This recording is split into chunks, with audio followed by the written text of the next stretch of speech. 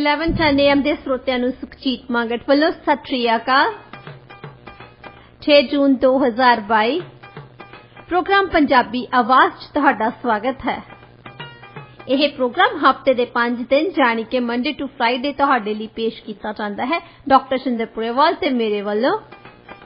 ਦੁਨੀਆ ਭਰ 'ਚ ਸਾਡੇ ਪ੍ਰੋਗਰਾਮ ਤੁਸੀਂ ਸੁਣ ਸਕਦੇ ਹੋ radioindia.ca ਤੇ। US ਤੇ ਕੈਨੇਡਾ 'ਚ ਸਾਡੇ ਪ੍ਰੋਗਰਾਮ KRPA 11:10 AM ਤੇ ਸੁਣੇ ਜਾ ਸਕਦੇ ਆ। ਸਟੂਡੀਓ ਦਾ ਨੰਬਰ ਹੈ 6045929191 6045929191। ਸਵਾਗਤ ਕਰਦੇ ਡਾਕਟਰ ਸ਼ਿੰਦਰ ਪੁਰੇਵਾਲ ਦਾ। ਡਾਕਟਰ ਸਾਹਿਬ ਤੁਹਾਡਾ ਪ੍ਰੋਗਰਾਮ 'ਚ ਸਵਾਗਤ ਹੈ ਜੀ। ਪੰਜਾਬੀ ਆਵਾਜ਼ ਦੇ ਸਾਰੇ ਸਰੋਤਿਆਂ ਨੂੰ ਆਦਾਬ ਜੀ। ਡਾਕਟਰ ਸਾਹਿਬ ਅੱਜ ਦੇਖੋ 6 ਜੂਨ ਹੈ 2022 ਤੇ ਜੂਨ 84 ਯਾਦ ਆਉਂਦੀ ਹੈ ਸਾਰਿਆਂ ਨੂੰ। ਜੂਨ 84 ਸਿੱਖ ਮਾਨਸਿਕਤਾ ਤੇ ਇੱਕ ਅਜਿਹਾ ਜ਼ਖਮ ਹੈ ਜੋ ਹਰ ਸਾਲ ਨਾਸੂਰ ਬਣ ਕੇ ਵਹਿੰਦਾ ਰਹਿੰਦਾ। ਇਸ ਦੀ ਪੀੜ ਅੱਜ ਵੀ ਇੰਨੇ ਸਾਲਾਂ ਮਗਰੋਂ ਹਰ ਇੱਕ ਸਿੱਖ ਦੀ ਅੱਖ ਵਿੱਚੋਂ ਸਾਫ਼ ਨਜ਼ਰ ਆਉਂਦੀ ਆ। ਹਰਮੰਦਰ ਸਾਹਿਬ ਵਿੱਚ ਆਰਮੀ ਦੀ ਦਖਲਅੰਦਾਜ਼ੀ ਇਹ ਇੱਕਦਮ ਦਾ ਫੈਸਲਾ ਤਾਂ ਹੈ ਨਹੀਂ ਸੀ। ਇਹਦੀ ਪੂਰੀ ਬੈਕਗ੍ਰਾਉਂਡ ਬਾਰੇ ਆਪਣੇ ਸਰੋਤਿਆਂ ਨੂੰ ਦੱਸੋ। ਕਹਿੰਦੇ ਹੁੰਦੇ ਕਿ ਦੁਸ਼ਮਣੋਂ ਨੇ ਤਾਂ ਦੁਸ਼ਮਣੀ ਕੀ ਹੈ, ਆਪਨੋਂ ਮੇਂ ਵੀ ਕਿਆ ਕਮੀ ਕੀ ਹੈ। ਇਹਦੇ ਵਿੱਚ ਸਾਰੇ ਸਿੱਖ ਕੌਮ ਦੇ ਬੰਦੇ ਵੀ ਸੀ, ਕਾਂਗਰਸ ਦੇ ਬੰਦੇ ਵੀ ਸੀ, ਇੰਟੈਲੀਜੈਂਸ ਫੋਰਸਸ ਹੋਰ ਦੇਸ਼ਾਂ ਦੀਆਂ ਵੀ ਸੀ। ਹਾਂਜੀ। ਇਹਨੂੰ ਸਮਝਣ ਲਈ ਪਹਿਲਾਂ ਤੇ ਇੱਕ ਸੰਦਰਭ ਸਮਝਣ ਦੀ ਲੋੜ ਹੈ ਹਿੰਦੁਸਤਾਨ ਦਾ। ਜਦੋਂ ਸਾਡੇ ਕਨਸਟੀਟਿਊਸ਼ਨ ਆਇਆ, ਸਾਡਾ ਸੰਵਿਧਾਨ ਆਇਆ, ਮੇਨ ਵੰਡ ਜਿਹੜੀ ਹੋਈ ਆ ਉਹ ਸੀਗੀ ਕਿ ਇੰਡਸਟਰੀਅਲ ਖੇਤਰ ਦੇ ਵਿੱਚ ਜੋ ਵੀ ਪਾਲਿਸੀ ਸੀ ਉਹ ਕੇਂਦਰ ਨੇ ਸੌਂਪੀ ਆਪਣੇ ਹੱਥਾਂ 'ਚ, ਤੇ ਖੇਤੀਬਾੜੀ ਦਾ ਜਿਹੜਾ ਸੈਕਟਰ ਸੀ ਉਹ ਦਿੱਤਾ ਸਟੇਟਸ ਨੂੰ ਜੀ। ਕਿਉਂਕਿ ਖੇਤੀਬਾੜੀ ਨਾਲ ਸੰਬੰਧ ਜਿਹੜਾ ਧੜਾ ਸੀ ਉਹ ਸਟੇਟ ਲੈਜਿਸਲੇਚਰਸ ਕੰਟਰੋਲ ਕਰਦਾ ਸੀ। ਤੇ ਤੁਸੀਂ ਜੇ ਉਹਦਾ ਪ੍ਰਤੱਖ ਦੇਖਣਾ ਤਾਂ ਪਿੱਛੇ ਜਾਏ ਜਿਹੜਾ ਫਾਰਮ ਬਿਲਸ ਦੇ ਖਿਲਾਫ ਹੋਈ ਐਜੀਟੇਸ਼ਨ, ਉਹਨੂੰ ਉਸ ਤਰੀਕੇ ਨਾਲ ਦੇਖ ਸਕਦੇ ਹਾਂ। 1950 ਦੇ ਵਿੱਚ ਖੇਤੀਬਾੜੀ ਜਿਹੜਾ ਖਿੱਤਾ ਸੀ GDP ਨੂੰ 55% ਇੰਡੀਆ ਦੇ ਵਿੱਚ ਉਹਦੀ ਦੇਣ ਸੀ। 15% ਇੰਡਸਟਰੀ ਦੀ, 30% ਸਰਵਿਸ ਸੈਕਟਰ ਜਿਹਨੂੰ ਅਸੀਂ ਕਹਿੰਦੇ ਹਾਂ। ਹੁਣ ਉਲਟਾ ਹੋ ਗਿਆ, ਹੁਣ 60% ਸਰਵਿਸ ਸੈਕਟਰ ਹੈ, 25% ਇੰਡਸਟਰੀਅਲ ਸੈਕਟਰ ਹੈ, ਤੇ ਸਿਰਫ 15% GDP ਨੂੰ ਕੰਟਰੀਬਿਊਸ਼ਨ ਖੇਤੀਬਾੜੀ ਖਿੱਤੇ ਵਿੱਚੋਂ ਆਉਂਦੀ ਹੈ। ਦੂਸਰੀ ਵੱਡੀ ਗੱਲ ਜਿਹੜੀ ਸੰਦਰਭ ਸਮਝਣ ਵਾਲੀ ਹੈ, ਅਸੀਂ ਅਕਸਰ ਕਹਿੰਦੇ ਕਿ ਮਿਸਿਸ ਗਾਂਧੀ ਨੇ ਆਹ ਕਰਤਾ, ਰਾਓ ਨੇ ਆਹ ਕਰਤਾ, ਉਹ ਕਰਤਾ। ਇਹਨਾਂ ਦੇ ਪਿੱਛੇ ਇੱਕ ਸਟੈਬਲਿਸ਼ਮੈਂਟ ਹੈ, ਇੱਕ ਸਟੇਟ ਹੈ, ਤੇ ਉਹਦੇ ਵਿੱਚ ਵੱਖ-ਵੱਖ ਏਜੰਸੀਆਂ, ਵੱਖ-ਵੱਖ ਡਿਪਾਰਟਮੈਂਟਸ, ਉਹਨਾਂ ਵੱਲੋਂ ਰਾਏ ਦਿੱਤੀ ਜਾਂਦੀ ਹੈ। ਤੁਸੀਂ ਲਾਓ ਚਾਹੇ ਨਾ ਲਾਓ, ਇਹ ਜ਼ਰੂਰੀ ਨਹੀਂ ਹੈ ਕਿ ਉਹ ਇੱਕ ਧਿਰ ਦੀ ਰਾਏ ਹੋਵੇ। ਰਾਏ 3, 4, 5, 7 ਵੀ ਹੋ ਸਕਦੀਆਂ, 2 ਵੀ ਮੇਨ ਹੋ ਸਕਦੀਆਂ। ਕਈ ਵਾਰ ਉਹ ਬੰਦੇ ਜਿਹੜੇ ਆ ਉਹਨਾਂ ਨੂੰ ਸਿਖਾਇਆ ਤਾਂ ਇਹੀ ਜਾਂਦਾ ਹੈ ਕਿ ਸਟੇਟ ਦੇ ਹੱਕ ਦੇ ਵਿੱਚ ਕੀ ਆ। ਹੁਣ ਹਿੰਦੁਸਤਾਨ ਦੇ ਵਿੱਚ ਜਿਹੜੇ ਸੀਨੀਅਰ ਅਫੀਸ਼ੀਅਲਸ ਆ, ਉਹਨਾਂ ਨੂੰ ਜੇ ਤੁਸੀਂ ਬੈਸਟ ਐਗਜ਼ਾਮਪਲ ਲੈਣੀ ਹੈ ਨਾ, ਇੱਕ ਨੈਸ਼ਨਲ ਡਿਫੈਂਸ ਕਾਲਜ ਆ ਤੇ ਦਿੱਲੀ ਦੇ ਵਿੱਚ, ਜਿਹਦੇ ਵਿੱਚ ਜੇ ਤੁਸੀਂ ਆਰਮੀ ਦੇ ਵਿੱਚ ਆ, ਸਮਝਣ ਲਈ ਮੈਂ ਦੱਸ ਰਿਹਾ ਹਾਂਜੀ, ਕਿ ਉਹ ਬ੍ਰਿਗੇਡੀਅਰ ਲੈਵਲ ਤੋਂ ਦੇ ਬੰਦਿਆਂ ਨੂੰ ਟ੍ਰੇਨ ਕਰਦੇ ਆ। ਆਰਮੀ ਦੇ ਵਿੱਚੋਂ, 에ਅਰ ਫੋਰਸ ਦੇ ਵਿੱਚੋਂ, ਨੇਵੀ ਦੇ ਵਿੱਚੋਂ, police forces, paramilitary forces, IAS ਅਫਸਰ, IFS ਅਫਸਰ, ਈਵਨ ਜਿਹੜੀ ਇਕੋਨਮੀ ਦੇ ਬੰਦੇ ਹੁੰਦੇ ਆ, ਟਾਟੇ ਦਾ, ਬਿਰਲੇ ਦਾ, ਇਹ ਸੰਘਾਨੀ ਦਾ, ਇਹਦਾ ਅਦਾਨੀ ਦਾ, ਅੰਬਾਨੀ ਦੇ, ਇਹਨਾਂ ਦੇ CEO ਵੀ ਉੱਥੇ ਬੈਠੇ ਹੁੰਦੇ। ਹਰ ਇੱਕ ਸਾਲ ਇੱਕ ਕੋਰਸ ਕਰਾਇਆ ਜਾਂਦਾ ਉਹਨਾਂ ਨੂੰ। ਜੇ ਤੁਸੀਂ ਉਹਨਾਂ ਦਾ ਸਿਲੇਬਸ ਦੇਖਦੇ ਆ ਨਾ, ਉਹ ਬੇਸਿਕਲੀ ਇਹੀ ਪੜ੍ਹਾਇਆ ਜਾਂਦਾ ਕਿ ਸਾਡੇ ਹਿੰਦੁਸਤਾਨ ਦੇ ਹੱਕ ਦੇ ਵਿੱਚ, ਹਿੱਤ ਦੇ ਵਿੱਚ ਕੀ ਆ, ਸਾਡੀ ਸਟੇਟ ਦੇ ਵਿੱਚ ਹਿੱਤ ਵਿੱਚ ਕੀ ਆ, ਇਹਨੂੰ ਕਿੱਦਾਂ ਅਸੀਂ ਸਰਵਾਈਵ ਕਿੱਦਾਂ ਕਰਨਾ ਇੱਕ ਦੇਸ਼ ਦੇ ਤੌਰ 'ਤੇ। ਉਹ 'ਚ ਦਾ ਪੇਸ਼ ਨਹੀਂ ਸਿਖਾਉਂਦੇ ਵੀ ਅਸੀਂ ਰਾਤ ਚਾਹ ਪੰਗਾ ਪਾਉਣਾ ਹੈ, ਅਸੀਂ ਤਾਮਿਲਨਾਡੂ ਚਾਹ ਪੰਗਾ ਪਾਉਣਾ, ਕਿਉਂਕਿ ਇੱਥੇ ਫੋਰਨ ਕੰਟਰੀ ਦੇ ਬੰਦੇ ਵੀ ਹੁੰਦੇ ਆ ਜੀ। 110 ਦੇਸ਼ਾਂ ਦੇ ਆਫੀਸਰਸ ਆਉਂਦੇ ਉੱਥੇ ਸਟੱਡੀ ਕਰਨ ਹਰੇਕ ਸਾਲ। ਇਹ ਉਹਨਾਂ ਅਫਸਰ ਨੂੰ ਕਰਾਇਆ ਜਾਂਦਾ ਕੋਰਸ ਜਿਨ੍ਹਾਂ ਦਾ ਹੁੰਦਾ ਕਿ ਇਹਨੇ ਬ੍ਰਿਗੇਡੀਅਰ ਤੋਂ ਉੱਪਰ ਵੀ ਚੜ੍ਹਨਾ। ਹਾਂ, ਕਈ ਵਾਰੀ ਬ੍ਰਿਗੇਡੀਅਰ ਰਹਿ ਜਾਂਦੇ, ਕੋਈ ਪੰਗਾ ਪੈ ਜਾਂਦਾ ਉਹਨਾਂ ਦਾ ਜੀ, ਪਰ ਜਨਰਲੀ ਤੌਰ ਤੇ ਜਿਹੜੇ ਬੰਦੇ ਚੀਫ ਆਫ ਸਟਾਫ ਬਣਦੇ ਆ, ਆਰਮੀ ਕਮਾਂਡਰ ਬਣਦੇ ਆ, IAS ਦੇ ਤਾਂ ਨੂੰ ਚੜ੍ਹਦੇ ਆ, IFS ਦੇ ਤਾਂ ਨੂੰ ਚੜ੍ਹਦੇ ਆ, ਉਹ ਤਕਰੀਬਨ ਉਹਨਾਂ ਨੇ NDC ਕੀਤਾ ਹੁੰਦਾ ਉਹਨਾਂ ਦੇ। ਸੋ ਐਸਟੈਬਲਿਸ਼ਮੈਂਟ ਜਿਹੜੀ ਇਹ ਹੈਗੀ ਸਰਕਾਰੀ। ਦੂਸਰੇ ਪਾਸੇ ਹੈਗੇ ਆ ਥਿੰਕ ਟੈਂਕਸ। ਇਹਨਾਂ ਥਿੰਕ ਟੈਂਕਸ ਦਾ ਵੀ, ਚਾਹੇ ਉਹ ਪ੍ਰਾਈਵੇਟ ਹੋਣ, ਉਹਨਾਂ ਦਾ ਵੀ ਹਿੱਸਾ ਹੁੰਦਾ ਹੈ ਸਲਾਹ ਦੇਣ ਦੇ ਵਿੱਚ। ਹੁਣ ਜਿੱਦਾਂ ਦਿੱਲੀ ਦੇ ਵਿੱਚ ਸਵਾਮੀ ਵਿਵੇਕਾਨੰਦ ਇੰਸਟੀਚਿਊਟ ਹੈ, ਇਸ ਵੇਲੇ currently prime minister Narendra Modi ਦੇ ਚੀਫ ਐਡਵਾਈਜ਼ਰ ਜਿਹੜੇ ਆ, ਸਿਕਿਉਰਿਟੀ ਐਡਵਾਈਜ਼ਰ ਅਜੀਤ ਦੋਵਲ, ਉਹ ਇਸ ਇੰਸਟੀਚਿਊਟ ਤੋਂ ਗਏ ਆ। ਉਹਨਾਂ ਦਾ ਸਲਾਹ ਕਿਹਨੂੰ ਦਿੰਦੇ, ਕਿੱਦਾਂ ਹੀ ਦਿੰਦੇ ਆ, ਪੁੱਛਦੇ ਆ ਕੇ ਉਹਨਾਂ ਨੂੰ। ਕੈਬਨਿਟ ਸੈਕਟਰੀ ਪੁੱਛਦਾ, ਪ੍ਰਿੰਸੀਪਲ ਸੈਕਟਰੀ ਪੁੱਛਦਾ ਹੈ ਕਿ ਤੁਸੀਂ ਇਸ ਬਾਰੇ ਕੀ ਸੋਚਦੇ ਹੋ ਜੀ। ਅਰਵਿੰਦ ਕੇਜਰੀਵਾਲ ਵੀ ਇਸ ਇੰਸਟੀਚਿਊਟ ਆਇਆ। ਇਹਨਾਂ ਦੋਹਾਂ ਦਾ ਜਿਹੜੀਆਂ ਜੜ੍ਹਾਂ ਇੱਕੋ ਹੀ ਆ ਜੀ, ਤੇ ਇਹ ਦੋਹਾਂ ਦਾ ਮਿਸ਼ਰਣ ਆ। ਹੁਣ ਇਹਦੀ ਮੈਂ ਇੱਕ ਐਗਜ਼ਾਮਪਲ ਦਿੰਦਾ ਤੁਹਾਨੂੰ। ਇੱਕ ਮਿਸਾਲਾਂ ਤਾਂ ਬਹੁਤ ਹੈ। ਹਾਂਜੀ। 1984 ਜਦੋਂ ਆਰਮੀ ਨੇ ਐਂਟਰੀ ਕੀਤੀ ਆ ਹਰਿਮੰਦਰ ਸਾਹਿਬ ਦੇ ਵਿੱਚ, ਉਸ ਵੇਲੇ ਲੈਫਟੀਨੈਂਟ ਜਨਰਲ ਕਮਾਂਡਰ ਹੁੰਦੇ ਸੀ ਸਿਨਹਾ। ਉਹਨਾਂ ਨੂੰ ਪਹਿਲਾਂ ਮਿਸਿਸ ਗਾਂਧੀ ਨੇ ਕਿਹਾ ਸੀ ਕਿ ਤੁਸੀਂ ਇੱਦਾਂ ਅਸੀਂ ਕਰਨੀ ਆ ਤਾਂ ਤੁਸੀਂ ਟ੍ਰੇਨਿੰਗ ਕਰੋ, ਕਿਉਂਕਿ ਇੱਕ ਦਿਨ ਤਾਂ ਚਲੇ ਨਹੀਂ ਗਏ। ਹਾਂਜੀ। 6 ਜੂਨ ਨੂੰ ਤਾਂ ਨਹੀਂ ਚਲੇ ਗਏ, ਪਹਿਲਾਂ ਟ੍ਰੇਨਿੰਗ ਕੀਤੀ ਉਹਨਾਂ ਨੇ ਜੀ। ਪਰ ਜਨਰਲ ਸਿਨਹਾ ਨੇ ਉਹਨਾਂ ਨੂੰ ਕਿਹਾ ਕਿ ਇਹ ਗੱਲ ਠੀਕ ਨਹੀਂ। ਇੱਕ ਧਾਰਮਿਕ ਫਿਰਕੇ ਦੇ ਲੋਕਾਂ ਦੇ ਉਹ ਸਥਾਨ ਜਿਹਨੂੰ ਅਸੀਂ ਵੈਟੀਕਨ ਕਹਿੰਦੇ ਹਾਂ, ਹਾਂਜੀ, ਤੇ ਉੱਥੇ ਤੁਸੀਂ ਹਮਲਾ ਕਰਨਾ, ਇਹਦੇ ਨਾਲ ਉਹਨਾਂ ਦੀਆਂ ਭਾਵਨਾਵਾਂ ਜੁੜੀਆਂ ਹੈ ਜੀ। ਇਹ ਗੱਲ ਗਲਤ ਹੈ। ਜਿਹੜੀ ਗੱਲ ਗਲਤ ਹੈ, ਹੁਣ ਉਹਨੇ ਤਾਂ ਦੇਖਿਆ ਵੀ ਦੇਸ਼ ਦੇ ਹਿੱਤ ਦੇ ਵਿੱਚ ਕੀ ਹੈ, ਸਟੇਟ ਦੇ ਹਿੱਤ ਵਿੱਚ ਕੀ ਹੈ। ਬਹੁਤ ਅਫਸਰ ਜਿਹੜੇ ਸੋਚਦੇ ਆ ਦੇਸ਼ ਪਵੇ ਖੂਹ 'ਚ, ਸਟੇਟ ਪਵੇ ਖੂਹ 'ਚ, ਮੇਰੀ ਪ੍ਰਮੋਸ਼ਨ ਕਿੱਦਾਂ ਹੋਣੀ। ਉਹ ਤਾਂ ਉਹੀ ਖੁਸ਼ ਕਰਨਗੇ ਜੋ ਮਿਸਿਸ ਗਾਂਧੀ ਕਹਿੰਦੀ। ਹਾਂਜੀ। ਸੋ ਜਨਰਲ ਵੈਦਿਆ ਹੋਣੀ ਉਹਨਾਂ ਦੇ ਵਿੱਚੋਂ ਆਉਂਦੇ ਸੀ, ਜਿਨ੍ਹਾਂ ਨੇ ਇਹ ਸੋਚਿਆ ਵੀ ਠੀਕ ਹੈ ਸਾਡੀ ਤਰੱਕੀ ਹੁੰਦੀ। ਹੁਣ ਜਨਰਲ ਸਿਨਹਾ ਸਾਰਿਆਂ ਨਾਲੋਂ ਸੀਨੀਅਰ ਹੁੰਦੇ ਸੀ ਉਸ ਵੇਲੇ ਜੀ। ਉਹਨਾਂ ਨੇ ਉਹਨੂੰ ਇੱਕ ਪਾਸੇ ਕਰ ਦਿੱਤਾ ਕਿਉਂਕਿ ਉਹ ਮੰਨਿਆ ਨਹੀਂ।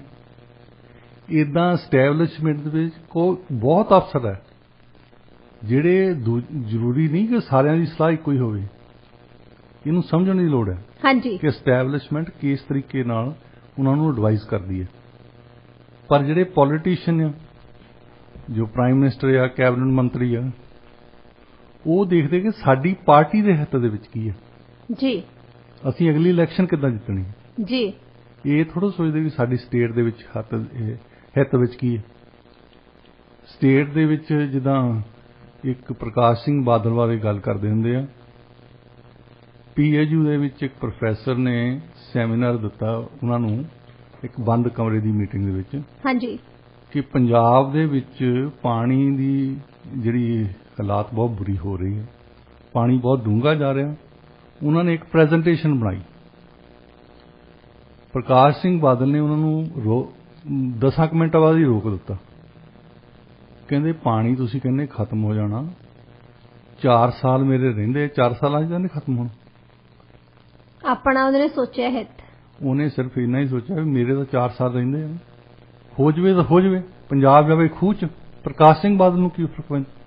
ਇਹਨਾਂ ਨੇ ਪੈਸਾ ਲੁੱਟਿਆ ਆ। ਨਿਊਯਾਰਕ ਦੇ ਵਿੱਚ ਬਹੁਤ ਇਹਨਾਂ ਦੀ ਇਨਵੈਸਟਮੈਂਟ ਹੈ। ਹਾਂਜੀ। ਦੇਖੋ ਅਸੀਂ ਗੱਲ ਤਾਂ ਕਰ ਸਕਦੇ ਹਾਂ ਬੰਦਾ ਸਿੰਘ ਬਹਾਦਰ ਤੋਂ ਸ਼ੁਰੂ ਕਰਕੇ, ਪਰ ਸਾਡੇ ਕੋਲ 45 ਮਿੰਟ ਹੀ ਆ। ਹਾਂਜੀ। ਹੁਣ ਗੱਲ ਕਰਦੇ ਹਾਂ ਮਾਡਰਨ ਜਿਹੜੀ ਸਿਆਸਤ ਚੱਲੀ ਆ। ਪੰਜਾਬ ਜਦੋਂ ਵੰਡਿਆ ਮਤਲਬ 2 ਵਾਰੀ ਬਟਵਾਰਾ ਹੋਇਆ ਨਾ, ਇੱਕ ਵਾਰੀ ਤਾਂ 47 'ਚ ਹੋਇਆ। ਉਸ ਤੋਂ ਬਾਅਦ ਜਿਹੜਾ ਪੰਜਾਬੀ ਸੂਬਾ ਬਣਾਇਆ, ਜਦੋਂ ਹਰਿਆਣਾ ਕੱਢਿਆ ਤੇ ਕੁਛ ਇੱਕ ਡਿਸਟ੍ਰਿਕਟ ਜਿਹੜੇ ਹਿਮਾਚਲ ਪ੍ਰਦੇਸ਼ ਨੂੰ ਦਿੱਤੇ ਗਏ। ਪਹਿਲੀ ਸਰਕਾਰ ਬਣੀ ਜਸਟਿਸ ਗੁਰਨਾਮ ਸਿੰਘ ਉਹਨਾਂ ਦੀ, ਅਕਾਲੀ ਦਲ ਦੀ। ਅਕਾਲੀ ਦਲ ਤੇ ਜਨ ਸੰਘ ਦਾ ਇਹਨਾਂ ਦੇ ਕੋਲੀਸ਼ਨ ਸੀ ਉਸ ਵੇਲੇ। ਉਸ ਵੇਲੇ ਹੀ ਕਾਂਗਰਸ ਨੇ ਜਿਹੜੀ ਪੰਜਾਬ ਦੇ ਵਿੱਚ ਨੀਤੀ ਅਪਣਾਈ ਨਾ, ਇਹ ਬਣਾਈ ਕਿ ਇਹਨਾਂ ਦੇ ਵਿੱਚੋਂ, ਅਕਾਲੀਆਂ ਦੇ ਵਿੱਚੋਂ ਹੀ ਕੁਝ ਬੰਦੇ, ਕਿਉਂਕਿ ਸੈਂਟਰ ਇਹ ਕੰਟਰੋਲ ਕਰਦੇ ਸੀ, ਸਾਰਾ ਦੇਸ਼ ਇਹ ਕੰਟਰੋਲ ਕਰਦੇ ਸੀ, ਕਿ ਉੱਥੋਂ ਪੈਸੇ ਧੇਲੇ ਜੋ ਕੁਝ ਕੰਮ ਕਰਾਉਣਾ ਸੀ ਸੈਂਟਰ ਤੋਂ ਕਰਾ ਦਿੰਦੇ ਸੀ। ਇਹਨਾਂ ਨੇ ਕੁਝ ਕੁ ਬੰਦੇ ਪਾਲੇ ਅਕਾਲੀ ਦਲ ਦੇ ਵਿੱਚ ਹੀ, ਜਿਹੜੇ ਇਹਨਾਂ ਦੀ ਖਾਤਰ ਕੁਝ ਵੀ ਕਰ ਸਕਦੇ ਸੀ ਜੀ। ਉਹਨਾਂ ਧੜੇ ਦੀ, ਉਸ ਧੜੇ ਨੂੰ ਕਹਿਤਾ ਵੀ ਤੁਹਾਡੀ ਹਮਾਇਤ ਕਰਦੇ ਹਾਂ। ਲక్ష్మణ ਸਿੰਘ ਗਿੱਲ ਨੇ ਚੀਫ ਮਿਨਿਸਟਰੀ ਲਈ, ਤੇ ਉਹਦੇ ਵਿੱਚ ਜਿਹੜਾ ਅਸੀਂ ਹੁਣ ਦੇ ਇਵੈਂਟਸ ਦੇ ਨਾਲ ਗੱਲ ਕਰਦੇ ਹਾਂ, ਡਾਕਟਰ ਚੌਹਾਨ ਸੀਗੇ ਵਿੱਤ ਮੰਤਰੀ। ਡਾਕਟਰ ਚੌਹਾਨ ਇੱਥੋਂ ਡੈਂਟਿਸਟ ਸੀ ਵੈਸੇ, ਉਹ ਟਾਂਡੇ ਉਰਮਲ ਤੋਂ, ਹੁਸ਼ਿਆਰਪੁਰ ਡਿਸਟ੍ਰਿਕਟ ਤੋਂ। ਇਹ ਰਹੀ, ਇਹਨਾਂ ਨੂੰ ਸਪੋਰਟ ਕਰਦੀ ਸੀ ਬਾਹਰੋਂ ਬੈਠ ਕੇ ਕਾਂਗਰਸ ਪਾਰਟੀ, ਤੇ ਉਦੋਂ ਬਾਅਦ ਥੋੜੇ ਚਿਰ ਬਾਅਦ ਕਾਂਗਰਸ ਨੇ ਸਪੋਰਟ ਵਾਪਸ ਲੈ ਲਈ, ਤੇ ਫਿਰ ਇਹਨਾਂ ਦੀ ਸਰਕਾਰ ਜਾਂਦੀ ਲੱਗੀ। ਫਿਰ ਪ੍ਰਕਾਸ਼ ਸਿੰਘ ਬਾਦਲ ਹੋਣੀ ਬਾਅਦ ਦੇ ਵਿੱਚ ਆਉਂਦੇ ਆ, ਤੇ ਇਹ ਡਾਕਟਰ ਚੌਹਾਨ, ਜਗਜੀਤ ਸਿੰਘ ਚੌਹਾਨ ਲੰਡਨ ਆਉਂਦੇ ਆ। ਲੰਡਨ ਇੱਕ ਸੰਸਥਾ ਹੁੰਦੀ ਸੀ ਹੋਮ ਰੂਲ ਜੀ, ਸਿੱਖਾਂ ਦੀ ਸੰਸਥਾ ਸੀ, ਪਰ ਉਸ ਵੇਲੇ ਉਹ ਤਕਰੀਬਨ ਖਤਮ ਹੀ ਹੋ ਚੱਲੀ ਸੀ। ਤੇ ਉਸ ਵੇਲੇ ਇਹਨਾਂ ਦੇ ਪਿੱਛੇ ਕਾਂਗਰਸ ਪਾਰਟੀ ਦਾ ਕਿੱਦਾਂ ਹੱਥ ਰਿਹਾ ਨਾ। ਹਾਂਜੀ। ਕਾਂਗਰਸ ਪਾਰਟੀ ਦਾ ਇੱਕ ਬੰਦਾ ਜਿਹੜਾ ਉੱਥੇ ਦਾ ਮੇਨ ਪੇਪਰ ਹੁੰਦਾ ਸੀ ਉੱਥੇ ਪੰਜਾਬੀ ਦਾ, ਉਹ ਸੀਗਾ ਤਰਸੇਮ ਸਿੰਘ ਪੁਰੇਵਾਲ ਦਾ ਜੀ। ਓਨਰ ਵੀ ਉਹ ਹੀ ਸੀ, ਐਡੀਟਰ ਵੀ ਉਹ ਹੀ ਸੀ। ਜੇ ਅੱਜ ਕੱਲ੍ਹ ਅਸੀਂ ਗੱਲ ਕਰਦੇ ਹਾਂ ਸੈਂਸੇਸ਼ਨਲ ਨਿਊਜ਼ ਦੀ, ਹਾਂਜੀ, ਸਭ ਤੋਂ ਮਾਸਟਰ ਬੰਦਾ ਉਹ ਸੀ ਸੈਂਸੇਸ਼ਨਲ ਨਿਊਜ਼ ਦੇਣ ਦਾ ਜੀ। ਉਹਨਾਂ ਨੇ ਕਾਫੀ ਪ੍ਰਮੋਟ ਕੀਤਾ ਡਾਕਟਰ ਜਗਜੀਤ ਸਿੰਘ ਚੌਹਾਨ ਨੂੰ, ਕਾਂਗਰਸ ਦੇ ਪੇਪਰ ਨੇ। ਤੁਸੀਂ ਦੇਖੋ ਇਹਦੇ ਕਾਂਗਰਸ ਦੇ ਨਾਲ ਕਨੈਕਸ਼ਨ ਕੀ ਹੈ, ਬੰਦਾ ਖਾਲਿਸਤਾਨੀ ਆ, ਹਾਂਜੀ, ਤੇ ਕਾਂਗਰਸ ਵਾਲੇ ਉਹਦੀ ਸਪੋਰਟ ਕਰ ਰਹੇ ਜੀ।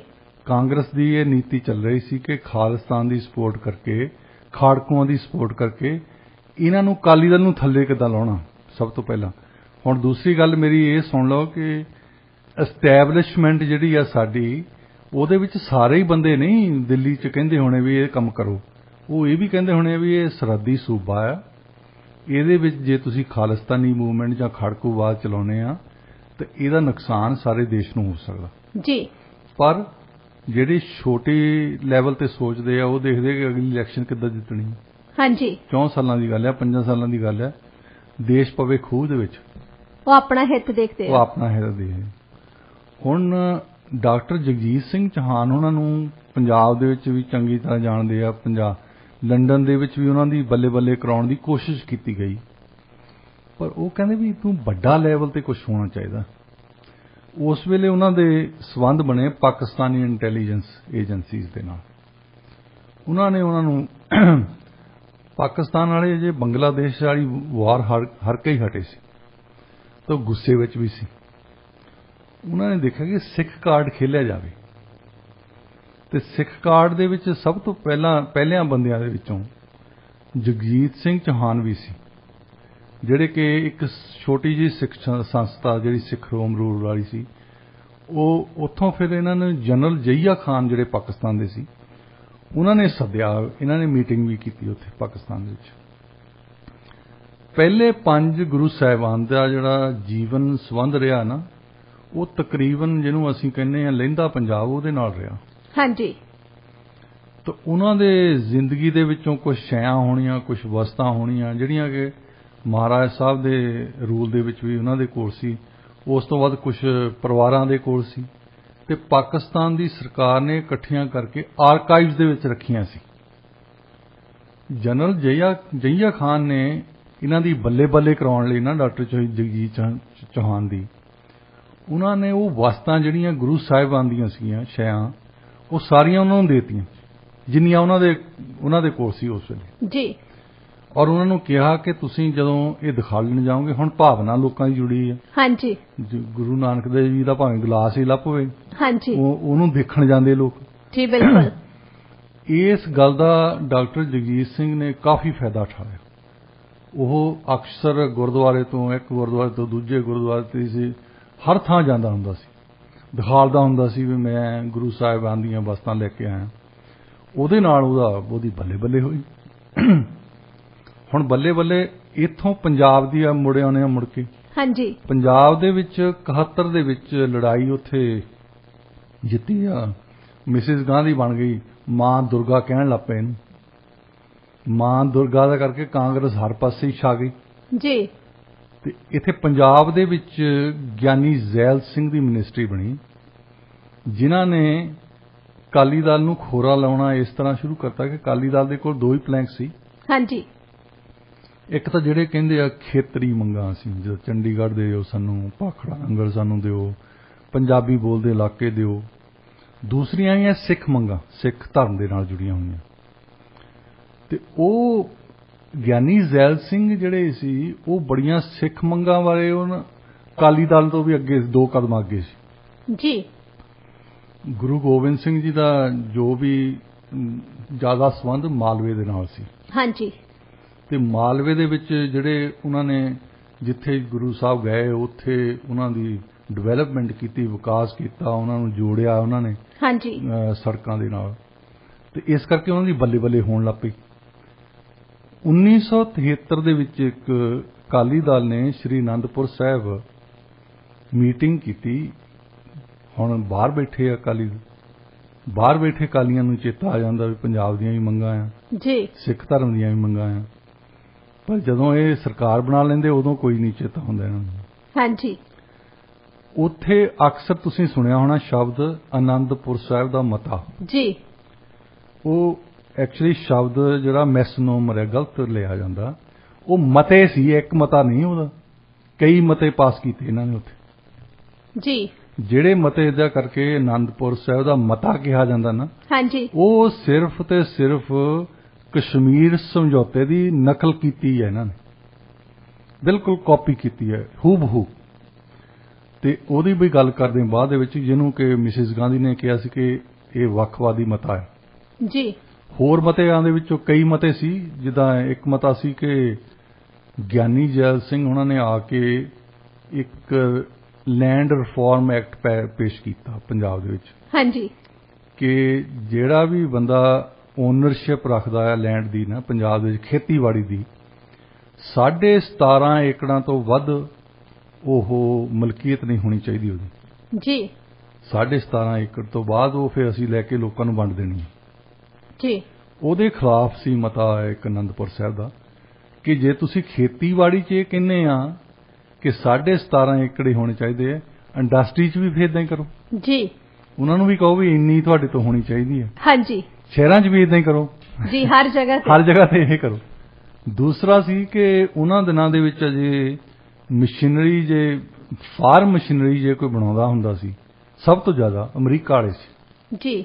ਤੇ ਇਹਨਾਂ ਤੇ ਟੈਰਿਫ ਬਹੁਤ ਲੱਗਦਾ ਸੀ। ਟਰੈਕਟਰ ਲੈਣਾ ਆ, ਕੰਬਾਈਨ ਲੈਣੀ ਆ, ਟਰਾਲੀ ਲੈਣੀ ਆ, ਥ੍ਰੈਸ਼ਰ ਲੈਣਾ ਆ। ਤੇ ਉਹਨਾਂ ਇੱਕ ਮਤਾ ਇਸ ਗੱਲ ਤੇ ਇਤਰਾਜ਼ ਕਰਦਾ ਸੀ ਕਿ ਜੇ ਸਾਨੂੰ ਫਿਰ ਮਹਿੰਗੇ ਹੋ ਜਾਂਦੇ ਮਿਲਦੇ, ਹਾਂਜੀ, ਤੁਸੀਂ ਟੈਰਿਫ ਨਾ ਲਾਇਆ ਕਰੋ।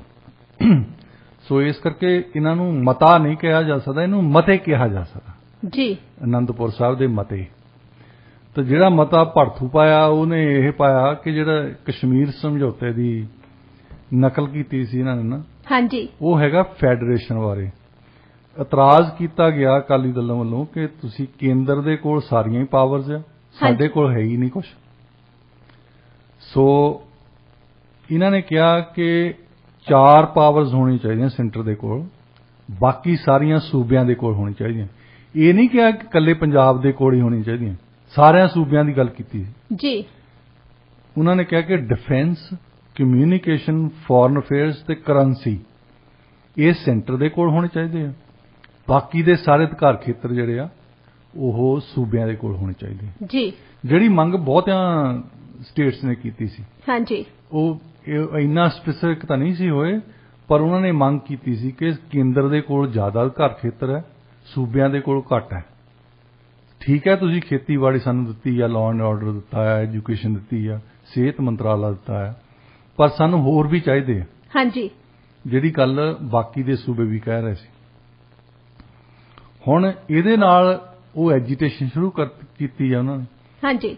ਉਦੋਂ ਬਾਅਦ ਨੈਸ਼ਨਲ ਇੱਕ ਐਜੀਟੇਸ਼ਨ ਸ਼ੁਰੂ ਹੋਈ ਆਪਣੇ ਹਿੰਦੁਸਤਾਨ ਦੇ ਵਿੱਚ, ਜਿੱਦਾਂ ਅਸੀਂ ਗੱਲ ਕੀਤੀ ਸੀ ਨਾ 70s ਦੇ ਵਿੱਚ OPEC ਬਣੀ ਹੈ ਜਦੋਂ ਆਇਲ ਪ੍ਰੋਡਿਊਸਿੰਗ ਐਕਸਪੋਰਟਿੰਗ ਕੰਟਰੀਜ਼ ਦੀ ਹਾਂਜੀ ਤੇਲ ਦੀ ਕੀਮਤ ਇੱਕਦਮ ਵੱਧ ਗਈ ਉਹਦੇ ਨਾਲ ਹਰ ਚੀਜ਼ ਦੀ ਕੀਮਤ ਇੱਕਦਮ ਵੱਧ ਗਈ ਤੇ ਹਿੰਦੁਸਤਾਨ ਦੇ ਵਿੱਚ ਉਸ ਵੇਲੇ ਬਹੁਤ ਰੌਲਾ ਰੱਪਾ ਪਿਆ ਮਹਿੰਗਾਈ ਦਾ ਉਹਨੂੰ ਉਦੋਂ ਉਹ ਇੱਕ ਫਿਲਮ ਵੀ ਬਣਾਈ ਸੀ ਹਾਈ ਮਹਿੰਗਾਈ ਮਾਰ ਗਈ ਗਾਣਾ ਸੁਣਿਆ ਹੋਣਾ ਤੁਸੀਂ ਹਾਂਜੀ ਹਾਂਜੀ ਰੋਟੀ ਕਪੜਾ ਔਰ ਮਕਾਨ ਜੀ ਤੇ ਉਹਦੇ ਨਾਲ ਇੱਕ ਐਜੀਟੇਸ਼ਨ ਕੀਤੀ ਸਾਰੀਆਂ ਪਾਰਟੀਆਂ ਨੇ ਰਲ ਕੇ ਜਿੰਨੀਆਂ ਵੀ ਪਾਰਟੀਆਂ ਸੀ ਕਾਂਗਰਸ ਦੇ ਖਿਲਾਫ ਤੇ ਉਹ ਕਾਂਗਰਸ ਨੂੰ ਥੋੜਾ ਜਿਹਾ ਹੁਣ ਮਾਂ ਦੁਰਗਾ ਨੂੰ ਫਿਕਰ ਪੈ ਗਿਆ ਵੀ ਕਿਤੇ ਹਰੇ ਨਾ ਜਾਈਏ ਹਾਂਜੀ ਇੱਕ ਤਾਂ ਸਾਰੀਆਂ ਪਾਰਟੀਆਂ ਇਕੱਠੀਆਂ ਹੋ ਜਾਂਦੀਆਂ ਜੀ ਪਾਰਟੀਆਂ ਇਕੱਠੀਆਂ ਵੀ ਉਹਦੇ ਉਸ ਲੀਡਰ ਦੇ ਥੱਲੇ ਹੋਈਆਂ ਜਿਹੜਾ ਆਪ ਕੁਝ ਨਹੀਂ ਸੀ ਚਾਹੁੰਦਾ ਜੈ ਪ੍ਰਕਾਸ਼ ਨਰਾਇਣ ਜੀ ਬਿਹਾਰ ਦਾ ਸੀ ਉਹ ਆਪ ਨਹੀਂ ਸੀ ਪ੍ਰਾਈਮ ਮਿਨਿਸਟਰ ਬਣਨਾ ਚਾਹੁੰਦੇ ਬਸ ਉਹਨੇ ਇਹ ਕਿਹਾ ਕਿ ਸਾਰੀਆਂ ਪਾਰਟੀਆਂ ਇਕੱਠੀਆਂ ਹੋ ਜਾਓ ਤੇ ਇਦਾਂ ਦਾ ਬੰਦਾ ਲੱਭਣਾ ਮੁਸ਼ਕਲ ਹੁੰਦਾ ਕਿ ਆਪ ਨਾ ਕੁਝ ਚਾਹੇ ਤੇ ਉਹਦਾ ਮੁਕਾਬਲਾ ਕਰਨਾ ਬੜਾ ਮੁਸ਼ਕਲ ਹੁੰਦਾ ਹਾਂਜੀ ਜਿਹੜਾ ਆਪ ਕੁਝ ਨਹੀਂ ਚਾਹੁੰਦਾ ਪਰ ਉਹ ਲੀਡ ਕਰ ਰਿਹਾ ਜੀ ਹੁਣ 1975 ਦੇ ਵਿੱਚ ਇਲਾਹਾਬਾਦ ਹਾਈ ਕੋਰਟ ਨੇ ਇੱਕ ਫੈਸਲਾ ਦੇ ਦਿੱਤਾ ਕਿ ਮਿਸਿਸ ਗਾਂਧੀ ਨੇ ਜਿਹੜੀ ਆਪਣੀ ਚੋਣ ਲੜੀ ਸੀ ਉਹਦੇ 'ਚ ਹੇਰਾਫੇਰੀ ਕੀਤੀ ਸੀ ਹੁਣ ਉਹਦੇ ਅਧੀਨ ਤੁਹਾਨੂੰ ਰਿਜ਼ਾਈਨ ਕਰਨਾ ਪੈਣਾ ਜੀ ਦੋ ਹੀ ਤਰੀਕੇ ਸੀ ਇਹਨਾਂ ਦੇ ਕੋਲ ਬਚਣ ਦੇ ਇੱਕ ਸੀ ਵੀ ਰਿਜ਼ਾਈਨ ਕਰੋ ਦੂਜਾ ਸੀ ਕਿ ਦੇਸ਼ ਦੇ ਵਿੱਚ ਐਮਰਜੈਂਸੀ ਲਾ ਦਿਓ ਤਿੰਨ ਤਰੀਕੇ ਆ ਸੰਵਿਧਾਨ ਦੇ ਵਿੱਚ ਸਾਡੇ ਜਿਹੜੇ ਐਮਰਜੈਂਸੀ ਲਾਉਣ ਦੇ ਧਾਰਾ 352 56 ਤੇ 360 ਇੱਕ ਹੈਗੀ ਆ ਕਿ ਜੇ ਦੇਸ਼ ਦੇ ਵਿੱਚ ਲਾਅ ਐਂਡ ਆਰਡਰ ਖਰਾਬ ਹੋ ਜਾਂਦਾ ਨਾ ਫਿਰ ਤੁਸੀਂ ਐਮਰਜੈਂਸੀ ਲਾ ਸਕਦੇ ਹੋ ਮਤਲਬ ਸਿਵਲ ਲਿਬਰਟੀਜ਼ ਕੋਈ ਨਹੀਂ ਹੈ ਕੋਈ ਫ੍ਰੀ ਪ੍ਰੈਸ ਨਹੀਂ ਹੈ ਜਿਹਨੂੰ ਮਰਜ਼ੀ ਫੜ ਕੇ ਅੰਦਰ ਦੇ ਦਿਓ ਦੂਸਰੀ ਹੈਗੀ ਜੇ ਤੁਹਾਡੇ ਵਿੱਤੀ ਮੰਤਰਾਲੇ ਦੇ ਵਿੱਚ ਮਤਲਬ ਪੈਸੇ ਦੀ ਕੁਝ ਗੱਲਬਾਤ ਹੋ ਗਈ ਹੈ ਵਿੱਤੀ ਤੁਹਾਡੇ ਸੰਕਟ ਆ ਜਾਂਦਾ ਤੁਸੀਂ ਐਮਰਜੈਂਸੀ ਲਾ ਸਕਦੇ ਤੀਜੀ ਹੈਗੀ ਹੈ ਜੇ ਫੋਰਨ ਕੰਟਰੀ ਕੋਈ ਤੁਹਾਨੂੰ ਇਨਵੇਡ ਕਰ ਦੇਵੇ ਹਾਂਜੀ ਤੁਸੀਂ ਫਿਰ ਐਮਰਜੈਂਸੀ ਲਾ ਸਕਦੇ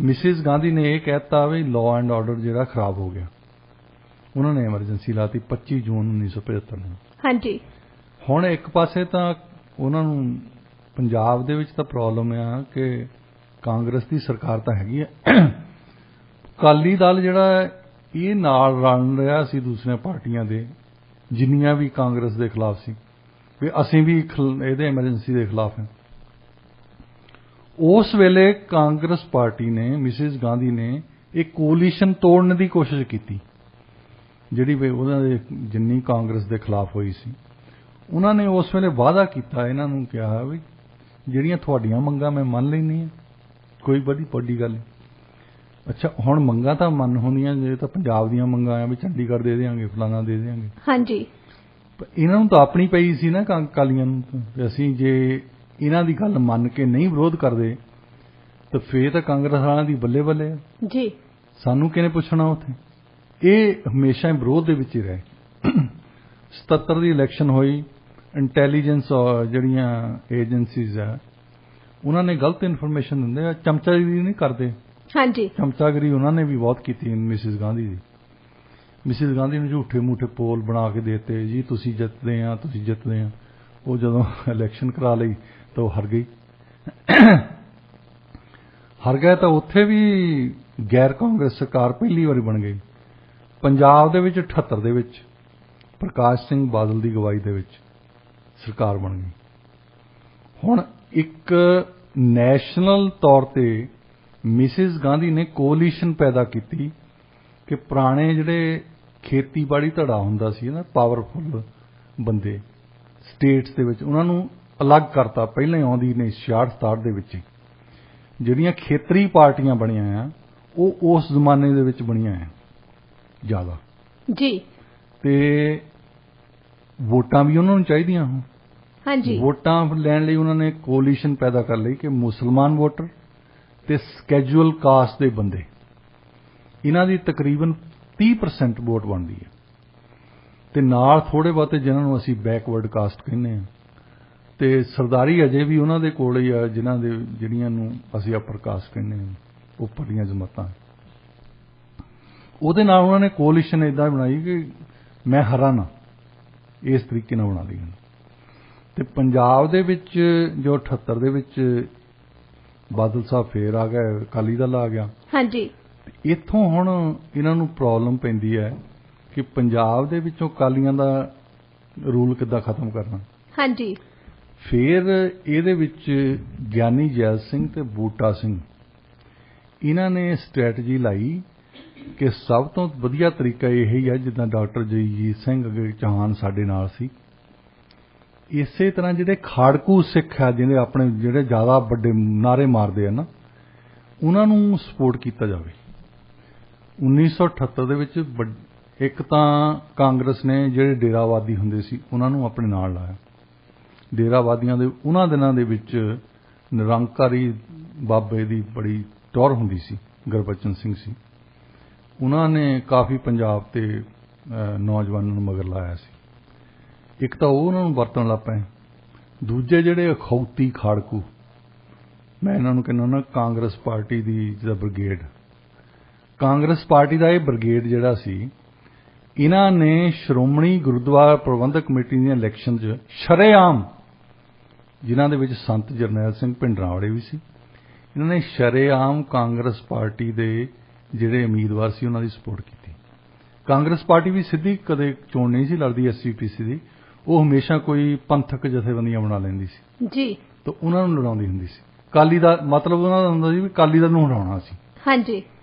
ਤੇ ਇਹਨਾਂ ਨੇ ਉੱਥੇ ਇੱਕ ਤਾਂ ਜਿਹੜੀ ਨਿਰੰਕਾਰੀ ਕਲੈਸ਼ ਹੋਈ ਹੈ, ਉਹਦੇ ਨਾਲ ਫਿਰ ਖਾੜਕੂਪਣਾ ਵੀ ਸ਼ੁਰੂ ਹੋ ਗਿਆ ਜੀ। ਖਾਸ ਤੌਰ ਤੇ ਸਿੰਘਾਂ ਦੇ ਵਿੱਚ ਗੁੱਸਾ ਆਇਆ ਵੀ ਇਹ ਬਾਬੇ ਨੇ ਇੱਥੇ ਅੰਮ੍ਰਿਤਸਰ ਆ ਕੇ ਉਹ ਸਤਸੰਗ ਕਰ ਰਹੇ ਆ, ਉਹਨਾਂ ਨੇ ਗੋਲੀ ਚਲਾਈ ਆ, ਬੰਦੇ ਸਾਡੇ ਫੜ ਰਹੇ ਆ, ਉਸ ਬੰਦੇ ਨੂੰ ਫੜ ਹੀ ਨਹੀਂ ਰਿਹਾ ਜਿਸ ਬੰਦੇ ਨੇ ਗੋਲੀ ਚਲਾਈ ਆ। ਹੁਣ ਗੁੱਸਾ ਸੀ, ਅਕਾਲੀ ਵੀ ਬੁਰੇ ਫਸ ਗਏ ਉਹਨਾਂ ਦੀ ਸਰਕਾਰ ਦੇ ਵਿੱਚ। ਹੁਣ ਤੁਹਾਡੀ ਸਰਕਾਰ ਹੋਵੇ, ਜਿੱਦਾਂ ਭਗਵੰਤ ਮਾਨ ਦੀ ਸਰਕਾਰ ਆ, ਹਰ ਰੋਜ਼ ਕੁਛ ਨਾ ਕੁਛ ਹੋ ਹੀ ਜਾਂਦਾ, ਲਾਅ ਐਂਡ ਆਰਡਰ ਖਰਾਬ ਹੁੰਦਾ ਨਾ। ਹਾਂਜੀ। ਤੇ ਇਸੇ ਤਰ੍ਹਾਂ ਦੇ ਹਾਲਾਤ ਬਣਾਤੇ ਉਹਨਾਂ ਨੇ। ਤੇ ਇਹਨਾਂ ਦੋਹਾਂ ਸਾਰੀਆਂ ਘਟਨਾਵਾਂ ਦੇ ਪਿੱਛੇ ਮੈਨੂੰ ਇੱਕ ਇਤਿਹਾਸਕਾਰ ਨੇ ਬਿੱਲ ਦਿਖਾ ਲਿਆ, ਉਹਨਾਂ ਨੇ ਬਿੱਲ ਰੱਖਿਆ ਸੀ, ਉਹਨਾਂ ਨੇ ਕਈ ਕਿਤਾਬਾਂ ਲਿਖੀਆਂ। ਹਾਂਜੀ। ਉਹ ਬਿੱਲ ਗਿਆਨੀ ਜੈਲ ਸਿੰਘ ਨੇ ਪੇ ਕੀਤਾ ਤਾਂ ਬੱਬਰ ਖਾਲਸਾ ਵਾਲੇ ਬੰਦੇ ਉਸ ਹੋਟਲ 'ਚ ਰਹਿ ਰਹੇ। 1978 ਦੀ ਗੱਲ ਹੈ। ਬੱਬਰ ਖਾਲਸਾ ਜਿਹੜੀ ਜਥੇਬੰਦੀ ਆ ਉਹ ਕਾਂਗਰਸ ਨੇ ਬਣਾਈ ਸੀ। ਕਾਂਗਰਸ ਪਾਰਟੀ ਨੇ ਜਿੰਨੀਆਂ ਵੀ ਖਾੜਕੂ ਜਥੇਬੰਦੀਆਂ, ਜਿੰਨੇ ਵੀ ਖਾਲਿਸਤਾਨੀ ਜੋ ਹੁੰਦੇ ਆ, ਸਾਰਿਆਂ ਦੇ ਪਿੱਛੇ ਇਹਨਾਂ ਦਾ ਹੱਥ ਸੀ, ਕਾਂਗਰਸ ਦਾ। ਇਹ ਹੱਥ ਇਸ ਕਰਕੇ ਸੀ ਕਿ ਅਕਾਲੀਆਂ ਨੂੰ ਕਿੱਦਾਂ ਹਰਾਉਣਾ। ਹੁਣ 1980 ਦੇ ਵਿੱਚ ਪ੍ਰਕਾਸ਼ ਸਿੰਘ ਬਾਦਲ ਦੀ ਗਵਰਨਮੈਂਟ ਜਾਂਦੀ ਲੱਗੀ, ਉੱਥੇ ਲਾਅ ਐਂਡ ਆਰਡਰ ਖਰਾਬ ਹੋ ਗਿਆ ਜੀ, ਫਲਾਨਾ ਖਰਾਬ ਹੋ ਗਿਆ, ਤੇ ਕਾਂਗਰਸ ਫਿਰ ਜਿੱਤ ਗਈ। ਹੁਣ ਕਾਂਗਰਸ ਦੀ ਅੰਦਰੂਨੀ ਲੜਾਈ ਸ਼ੁਰੂ ਹੋ ਗਈ। ਗਿਆਨੀ ਜੈਲ ਸਿੰਘ ਉਹਨੀ ਚੀਫ ਮਿਨਿਸਟਰ ਨਹੀਂ ਬਣੇ, ਬੂਟਾ ਸਿੰਘ ਨਹੀਂ ਚੀਫ ਮਿਨਿਸਟਰ ਬਣੇ, ਚੀਫ ਮਿਨਿਸਟਰ ਬਣਾਤੇ ਉਹਨਾਂ ਨੇ ਸਰਦਾਰ ਦਰਬਾਰਾ ਸਿੰਘ। ਇਹਨਾਂ ਨੂੰ ਖੁੰਦਕ ਸੀ ਦੋਹਾਂ ਜਾਣਿਆਂ ਨੂੰ, ਖਾਸ ਤੌਰ ਤੇ ਮਿਸਿਸ ਗਾਂਧੀ ਵੈਸੇ ਇਹਨਾਂ ਨੂੰ ਲੈ ਗਏ ਉੱਥੇ ਸੈਂਟਰ ਦੇ ਵਿੱਚ। ਗਿਆਨੀ ਜੈਲ ਸਿੰਘ ਨੂੰ ਉਹਨਾਂ ਨੇ ਪ੍ਰੈਜ਼ੀਡੈਂਟ ਬਣਾਇਆ, ਬੂਟਾ ਸਿੰਘ ਨੂੰ ਉਹਨਾਂ ਨੇ ਹੋਮ ਮਿਨਿਸਟਰ ਬਣਾਇਆ। ਪਦਵੀਆਂ ਤਾਂ ਚੰਗੀਆਂ ਦਿੱਤੀਆਂ। ਹਾਂਜੀ। ਪਰ ਇਹ ਪੰਜਾਬ ਤੋਂ ਸੀ ਦੋਏ ਜਾਣੇ। ਪੰਜਾਬ ਦੇ ਵਿੱਚ ਇਹਨਾਂ ਨੇ ਆਪਣਾ ਨਾਤਾ ਹੋਰ ਵੀ ਗੂੜਾ ਕਰ ਲਿਆ ਖਾੜਕੂਆਂ ਦੇ ਨਾਲ ਗੜਬੜ ਕਰਾਉਣ ਲਈ ਜੀ। ਉਸ ਵੇਲੇ ਜਿੰਨੀ ਵੀ ਗੜਬੜ ਕਰਾਈ ਹੈ ਉਹਦੇ ਪਿੱਛੇ ਹੱਥ ਇਹਨਾਂ ਦੋਹਾਂ ਦਾ ਜ਼ਰੂਰ ਸੀ ਜੀ। ਇੱਥੋਂ ਤੱਕ ਕਿ ਸਰਦਾਰ ਦਰਬਾਰਾ ਸਿੰਘ ਨੂੰ ਇਹ ਪਤਾ ਵੀ ਸੀ, ਉਹਨਾਂ ਨੇ ਕਿਹਾ ਵੀ ਕਈ ਵਾਰੀ ਕਿ ਇਹ ਜਾਣ ਬੁੱਝ ਕੇ ਮੇਰੀ ਗਵਰਨਮੈਂਟ ਨੂੰ ਡੀਸਟੇਬਲਾਈਜ਼ ਕਰਨ ਲਈ ਕਰਾਉਂਦੇ ਸਭ ਕੁਝ। ਮਿਸਿਸ ਗਾਂਧੀ ਨੇ ਉਹਨਾਂ ਤੇ ਪ੍ਰੈਸ਼ਰ ਵੀ ਪਾਇਆ ਕਈ ਕੁਝ, ਉਹ ਇਹਨਾਂ ਦੇ ਪਿੱਛੇ ਸੀ ਦੋਹਾਂ ਜਾਣਿਆਂ ਦੇ। ਹਾਂਜੀ। ਹੁਣ ਉਹਨਾਂ ਦੀ ਆਪਸ ਵਿੱਚ ਹੀ ਜਿਹੜੀ ਲੜਾਈ ਆ, ਦੂਸਰੇ ਪਾਸੇ ਹੁਣ ਅਕਾਲੀ ਦਲ ਵੀ ਬਾਹਰ ਪਾਵਰ ਤੋਂ ਬਾਹਰ ਤੁਰੇ ਫਿਰਦੇ। ਇਹ ਦੇਖਦੇ ਕਿ ਹੁਣ ਅਸੀਂ ਇਹਨਾਂ ਨੂੰ ਵੀ ਯਾਦ ਆ ਜਾਂਦਾ, ਉਸ ਵੇਲੇ ਯਾਦ ਆ ਜਾਂਦਾ ਨਾ ਵੀ ਹੁਣ ਅਸੀਂ ਬਾਹਰ ਹਾਂ ਤਾਕਤ ਤੋਂ, ਤਾਂ ਹੁਣ ਪੰਜਾਬ ਦੀਆਂ ਗੱਲਾਂ ਕਰਾਂਗੇ, ਸਿੱਖ ਧਰਮ ਦੀਆਂ ਗੱਲਾਂ ਕਰਾਂਗੇ। ਦੂਸਰਾ ਇਹਨਾਂ ਨੂੰ ਤੰਗੀ ਇਹ ਸੀ ਵੱਡੀ ਕਿ ਜਿਹੜੇ ਸਿੱਖ ਧਰਮ ਦੇ ਵਿੱਚ ਜ਼ਿਆਦਾ ਸਿੱਖੀ ਦਿਖਾਲਦੇ ਆਪਣੇ ਆਪ ਨੂੰ, ਮੂੰਹ ਪਾੜ ਬੰਦੇ ਆ, ਉਹ ਜ਼ਿਆਦਾ ਸਾਰੇ ਕਾਂਗਰਸ ਦੇ ਨਾਲ ਲੜੇ ਹੋਏ। ਕਾਂਗਰਸ ਸਿੱਧੇ ਤੌਰ ਤੇ ਤਾਂ ਨਹੀਂ ਕਹਿੰਦੀ ਸੀ, ਪਰ ਅਸਿੱਧੇ ਤੌਰ ਤੇ ਇਹ ਉਹਨਾਂ ਦੀ ਪਿੱਠ ਤੇ ਖੜੀ ਸੀ। ਹਾਂਜੀ। ਤੇ ਉਹ ਬੰਦੇ ਹੁਣ ਇੰਸਟਰੂਮੈਂਟਲ ਆ। ਪਹਿਲੀ ਵਾਰ ਹੋਇਆ ਹਿੰਦੁਸਤਾਨ ਦੇ ਇਤਿਹਾਸ ਵਿੱਚ ਕਿ ਇਹਨਾਂ ਦੋਹਾਂ ਨੇ, ਬੂਟਾ ਸਿੰਘ ਨੇ ਤੇ ਗਿਆਨੀ ਜ਼ੈਲ ਸਿੰਘ ਨੇ, ਇੰਨੇ ਹਾਲਾਤ ਖਰਾਬ ਕਰਵਾਤੇ ਪੰਜਾਬ ਦੇ। ਉੱਥੇ ਕਾਂਗਰਸ ਨੇ ਸੈਂਟਰ ਦੇ ਵਿੱਚੋਂ ਪਹਿਲੀ ਵਾਰੀ ਭੰਗ ਕੀਤੀ, ਕਾਂਗਰਸ ਦੀ ਸਰਕਾਰ। ਨਹੀਂ ਤਾਂ ਇਹ ਦੂਸਰੀਆਂ ਪਾਰਟੀਆਂ ਦੀ ਕਰਦੇ ਹੁੰਦੇ ਸੀ ਹਮੇਸ਼ਾ। ਹਾਂਜੀ। ਕਾਂਗਰਸ ਦੀ ਪਾਰਟੀ ਦੀ ਆਪਣੀ ਸਰਕਾਰ ਇਹਨਾਂ ਨੇ ਭੰਗ ਕਰਤੀ ਜੀ ਪੰਜਾਬ ਦੇ ਵਿੱਚ। ਤੇ ਹੁਣ 1982 ਦੇ ਵਿੱਚ ਅਕਾਲੀ ਵੀ ਬਾਹਰ ਬੈਠੇ। ਇਹਨਾਂ ਨੇ ਕੁਝ ਮੰਗਾਂ ਜਿਹੜੀਆਂ ਸਿੱਖ ਧਰਮ ਦੀਆਂ, ਸਿੱਖ ਕਮਿਊਨਿਟੀ ਦੀਆਂ ਕੁਝ ਮੰਗਾਂ ਜਿਹੜੀਆਂ ਪੰਜਾਬ ਦੀਆਂ ਇਕੱਠੀਆਂ ਕਰਕੇ ਐਜੀਟੇਸ਼ਨ ਲਾਂਚ ਕਰਤੀ, ਜਿਹਨੂੰ ਕਹਿੰਦੇ ਧਰਮ ਯੁੱਧ ਮੋਰਚਾ। ਜੀ। ਤੇ ਉਨੀ ਦਿਨੀ ਇੰਡੀਆ ਦੇ ਵਿੱਚ ਏਸ਼ੀਅਨ ਗੇਮ ਹੋਈਆਂ ਸਪੋਰਟਸ ਦੀਆਂ, ਦਿੱਲੀ ਦੇ ਵਿੱਚ ਉਦੋਂ ਨਵੇਂ ਸਟੇਡੀਅਮ ਵੀ ਬਣਾਏ। ਇਹਨਾਂ ਨੇ ਕੀ ਕੀਤਾ, ਸੋਚਿਆ ਕਿ ਅਕਾਲੀ ਦਲ ਨੇ ਕਿ ਵੱਡਾ ਪਲੇਟਫਾਰਮ ਸਾਨੂੰ ਤਾਂ ਮਿਲਣਾ ਜੇ ਦਿੱਲੀ ਜਾ ਕੇ ਪ੍ਰੋਟੈਸਟ ਕਰੀਏ। ਹੁਣ ਦਿੱਲੀ ਜਾ ਕੇ ਪ੍ਰੋਟੈਸਟ ਕਰਨਾ ਹੈ। ਮੋਰਚੇ ਦੇ ਇੰਚਾਰਜ ਸੀਗੇ ਸੰਤ ਲੌਂਗੋਵਾਲ, ਹਰਚੰਦ ਸਿੰਘ ਲੌਂਗੋਵਾਲ। ਇਹਨਾਂ ਨੇ ਫੈਸਲਾ ਕਰ ਗਿਆ, ਤੁਰ ਪਏ। ਹੁਣ ਮਿਸਿਸ ਗਾਂਧੀ ਨਹੀਂ ਚਾਹੁੰਦੀ ਕਿ ਦਿੱਲੀ ਆ ਕੇ ਇਹ ਪ੍ਰੋਟੈਸਟ ਕਰਨ, ਕਿਉਂਕਿ ਇੱਥੇ ਤਾਂ ਸਾਰੀ ਦੁਨੀਆ ਆਈ ਹੈ, ਉਹਨਾਂ ਦੇ ਪੱਤਰਕਾਰ ਆਏ ਆ, ਸਪੋਰਟਸ ਵਾਲੇ ਆਏ ਆ, ਅਧਿਕਾਰੀ ਆਏ ਆ। ਹਾਂਜੀ।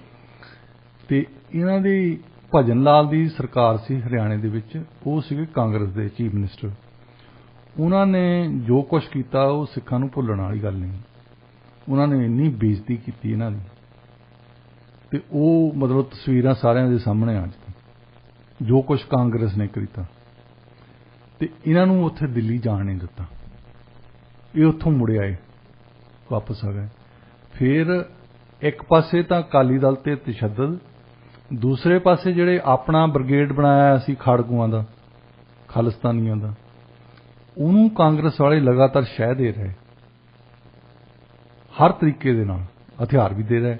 ਅੱਛਾ, ਇੱਥੇ ਇੱਕ ਗੱਲ ਹੋਰ ਹੋ ਗਈ, ਹੁਣ ਹਥਿਆਰ ਪੰਜਾਬ 'ਚ ਕਿੱਥੋਂ ਆ ਗਏ? ਹਾਂਜੀ। ਅਫਗਾਨਿਸਤਾਨ ਦੇ ਵਿੱਚ ਸੋਵੀਅਤ ਯੂਨੀਅਨ ਦੀ ਐਂਟਰੀ ਹੁੰਦੀ ਹੈ 1980 ਦੇ ਵਿੱਚ। ਉਦੋਂ ਵੀ ਆਹ ਹਾਲਾਤ ਹੋ ਗਏ ਸੀਗੇ। ਯੂਕਰੇਨ ਦੇ, ਤੁਸੀਂ ਯੂਕਰੇਨ ਦੀ ਸਾਈਡ ਤੇ ਹੈ ਕਿ ਰਸ਼ੀਆ ਦੀ ਸਾਈਡ ਤੇ ਹੈ? 1980 ਦੇ ਵਿੱਚ ਇੰਟਰਨੈਸ਼ਨਲੀ ਸੋਵੀਅਤ ਯੂਨੀਅਨ ਨੂੰ ਵੀ ਦੱਸਣਾ ਪੈਣਾ ਸੀ ਵੀ ਅਸੀਂ ਅਫਗਾਨਿਸਤਾਨ 'ਚ ਗਏ ਕਿਉਂ। ਹਾਂਜੀ।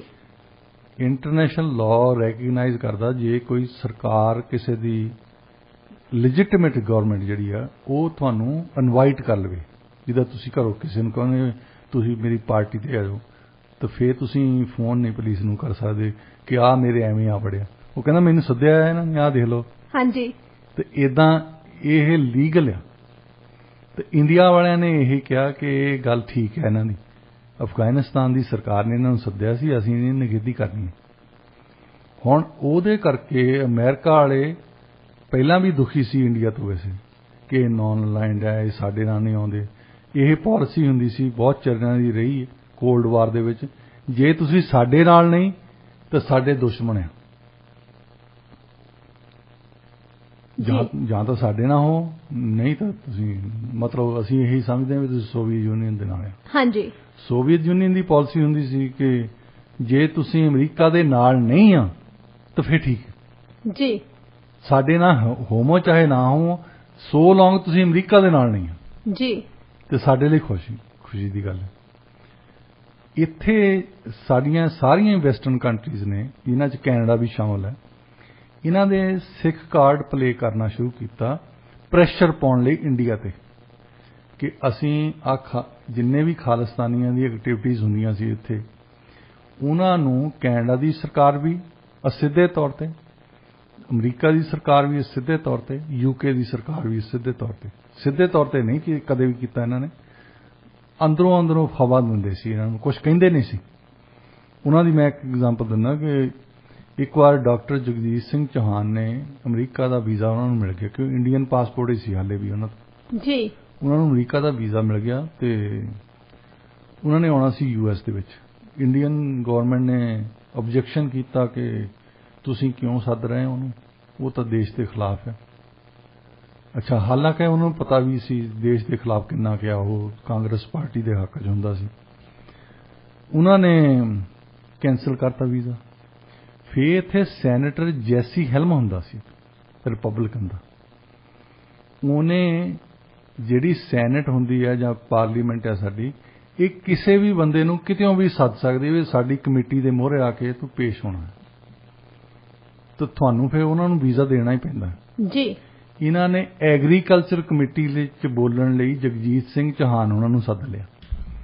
ਫਿਰ ਉਹ ਹੁਣ ਤੁਹਾਨੂੰ ਵੀਜ਼ਾ ਦੇਣਾ ਹੀ ਪੈਣਾ ਜੀ। ਉਹ ਇੱਥੇ ਆਏ। ਗੰਗਾ ਸਿੰਘ ਢਿੱਲੋਂ ਹੋਣੀ ਹੁੰਦੇ ਸੀ ਖਾਲਿਸਤਾਨ ਕੌਂਸਲ ਦੇ, ਉਹਨਾਂ ਨਾਲ ਮੁਲਾਕਾਤ ਕੀਤੀ। ਉਹਨਾਂ ਦਿਨਾਂ ਦੇ ਵਿੱਚ ਜਨਰਲ ਜ਼ਿਆਉਲ ਹੱਕ ਹੁੰਦੇ ਸੀ ਉੱਥੇ ਪਾਕਿਸਤਾਨ ਦੇ ਵਿੱਚ, ਉਹਨਾਂ ਨਾਲ ਵੀ ਜਾ ਕੇ ਇਹਨਾਂ ਨੇ ਮੁਲਾਕਾਤ ਕੀਤੀ।